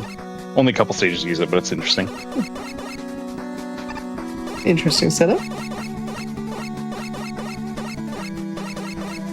right, and then Flashman Here we actually get to is like, we actually get to see Rush. yep, Rush is here.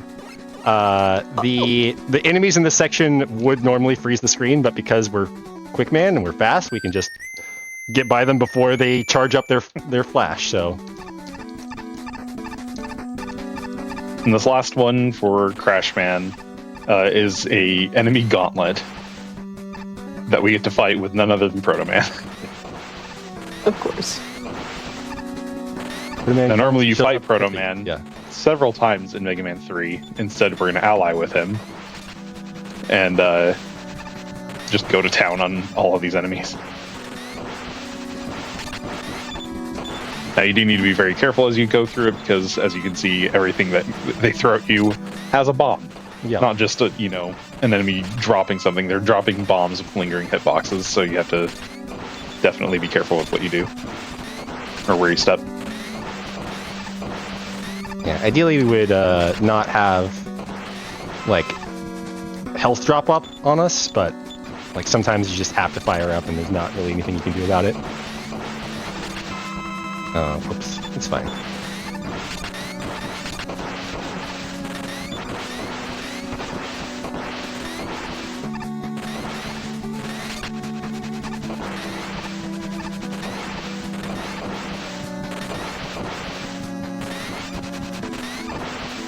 To answer a question in chat, what happened to Mega Man? Mega Man is sick. Straight up, he has a virus, and that's why Dr. Light reprogrammed Mega Man 2 bosses to help instead.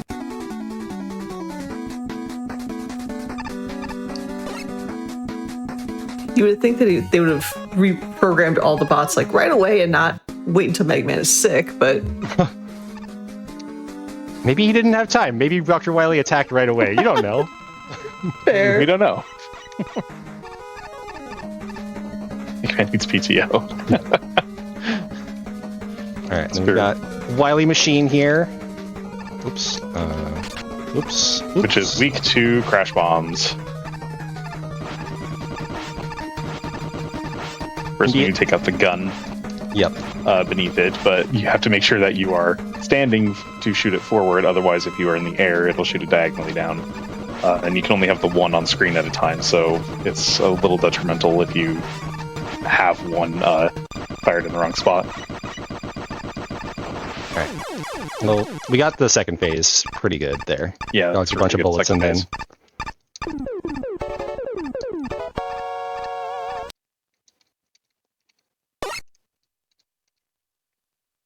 It was a fake Wily.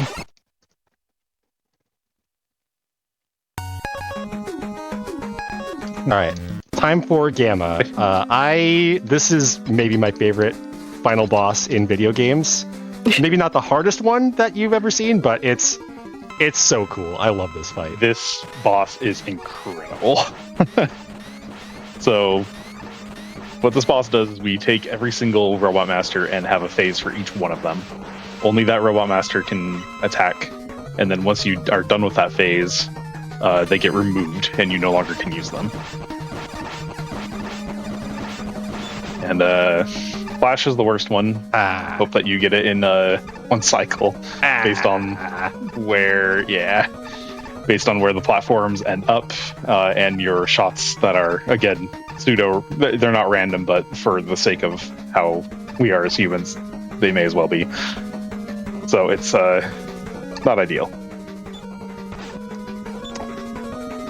Yeah, and then like having to deal with the spread shot and like the timing of the spread and the position to get a full charge of the flash is unfortunately you stand in place to use the flash, so you have to like find the opportunity for it. All right, best phase. Then we get the best phase with Woodman. With the dirt face. The dirt face, it's so good. Oops. I love dirt face Wily. It's so good. Gamma. Gamma, yeah.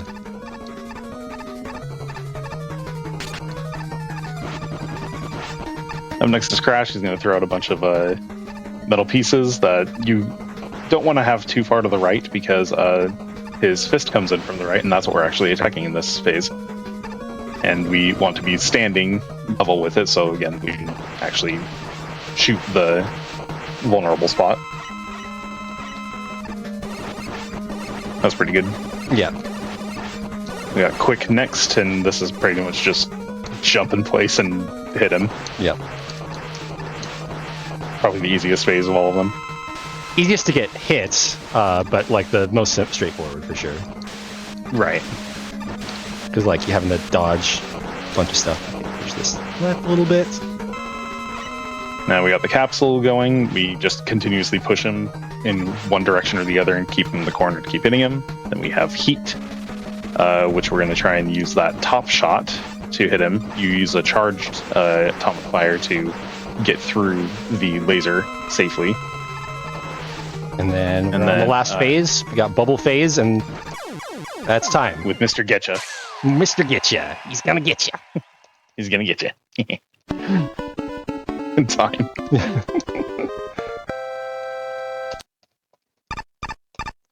One cycled bubble. The flash phase was classic flash. Flash phase was pretty bad, and you can't do a whole lot with it. But that was a good solid run overall. Indeed.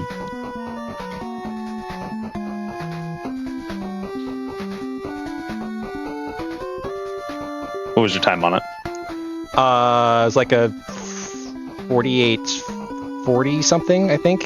I hit 37. Oh, not bad. I split a little bit late on my end. But yeah, that's Nice.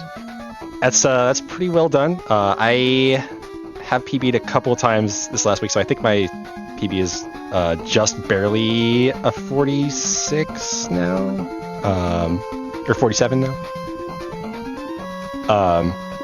But yeah, there's so that was pretty solid overall. The couple of shenanigans falling off of platforms and slipping, but fortunately, because checkpoints are so forgiving here, it's pretty easy to stay right on pace with everything. Yeah, that was so awesome. Like, GG's, that was so cool. Yeah, my mic was apparently having issues, and it just decided to just. So I was like saying GG's. Welcome back. Like, oh yeah, hi. Classic. Yeah. So, like, what's going on? Nobody's hearing me. And then, oh no, that's why my mic just said I'm old and turned off. Cool. But I will say GG, that was super awesome and so cool. And now it's time for shout outs and where can they find you? What are you currently playing? All that goodness. Yeah, I mean, you can find me on Twitch, papat.1. That's pretty much where I'm at. Yeah, I will probably still be playing this for a little bit because I have another PB that feels like it should be quote unquote free. It just has to actually come through and happen. We all know how that works, though. I'm kidding. Yeah, there'll probably be some more Mega Man stuff that happens. I know that there's some Mega May stuff in the works for a few different groups, so I might throw my hat in the ring for a couple of things for some more Mega Man going forward. Me. What about you, Terex? What are you up to? On stream, I haven't been as active, but when I am going to be active on it, it'll be more Mega Man 5. I know I'm a Mega Man 6 guy, but I've been needing to do more in 5 and get my time down in that one, so that's the current plan. Awesome. Yeah. Do you have something else to say, or? I mean, I was gonna say, like, thank you for having me on. It's been a pleasure. I really enjoy getting the opportunity to show off this really fun game. Yeah, this game owns. Yeah, that was. When I first saw it, I was like, looking for Mega Man runs. I saw it. I was like, I am so intrigued by this. So yeah, it was super fun to watch, and thank you for coming on. Keep those GGs going on in chat. But for right now, that is it. We have come to the end of our Mega Man themed episode. And, if you just tuned in, you're like, oh, heck, I wasn't able to get here in time. Do not worry, because we are going to replay both this and in Heroes pretty much within the next couple minutes after we finish. So thank you for tuning in, and all you have to do is tune in tomorrow as well at 7 p.m. Eastern, and you can see the newest episodes of Crosshair and Speedruns from the Crypt. So with that, I'm Oscar24, and I will see you next time in the Express Lane.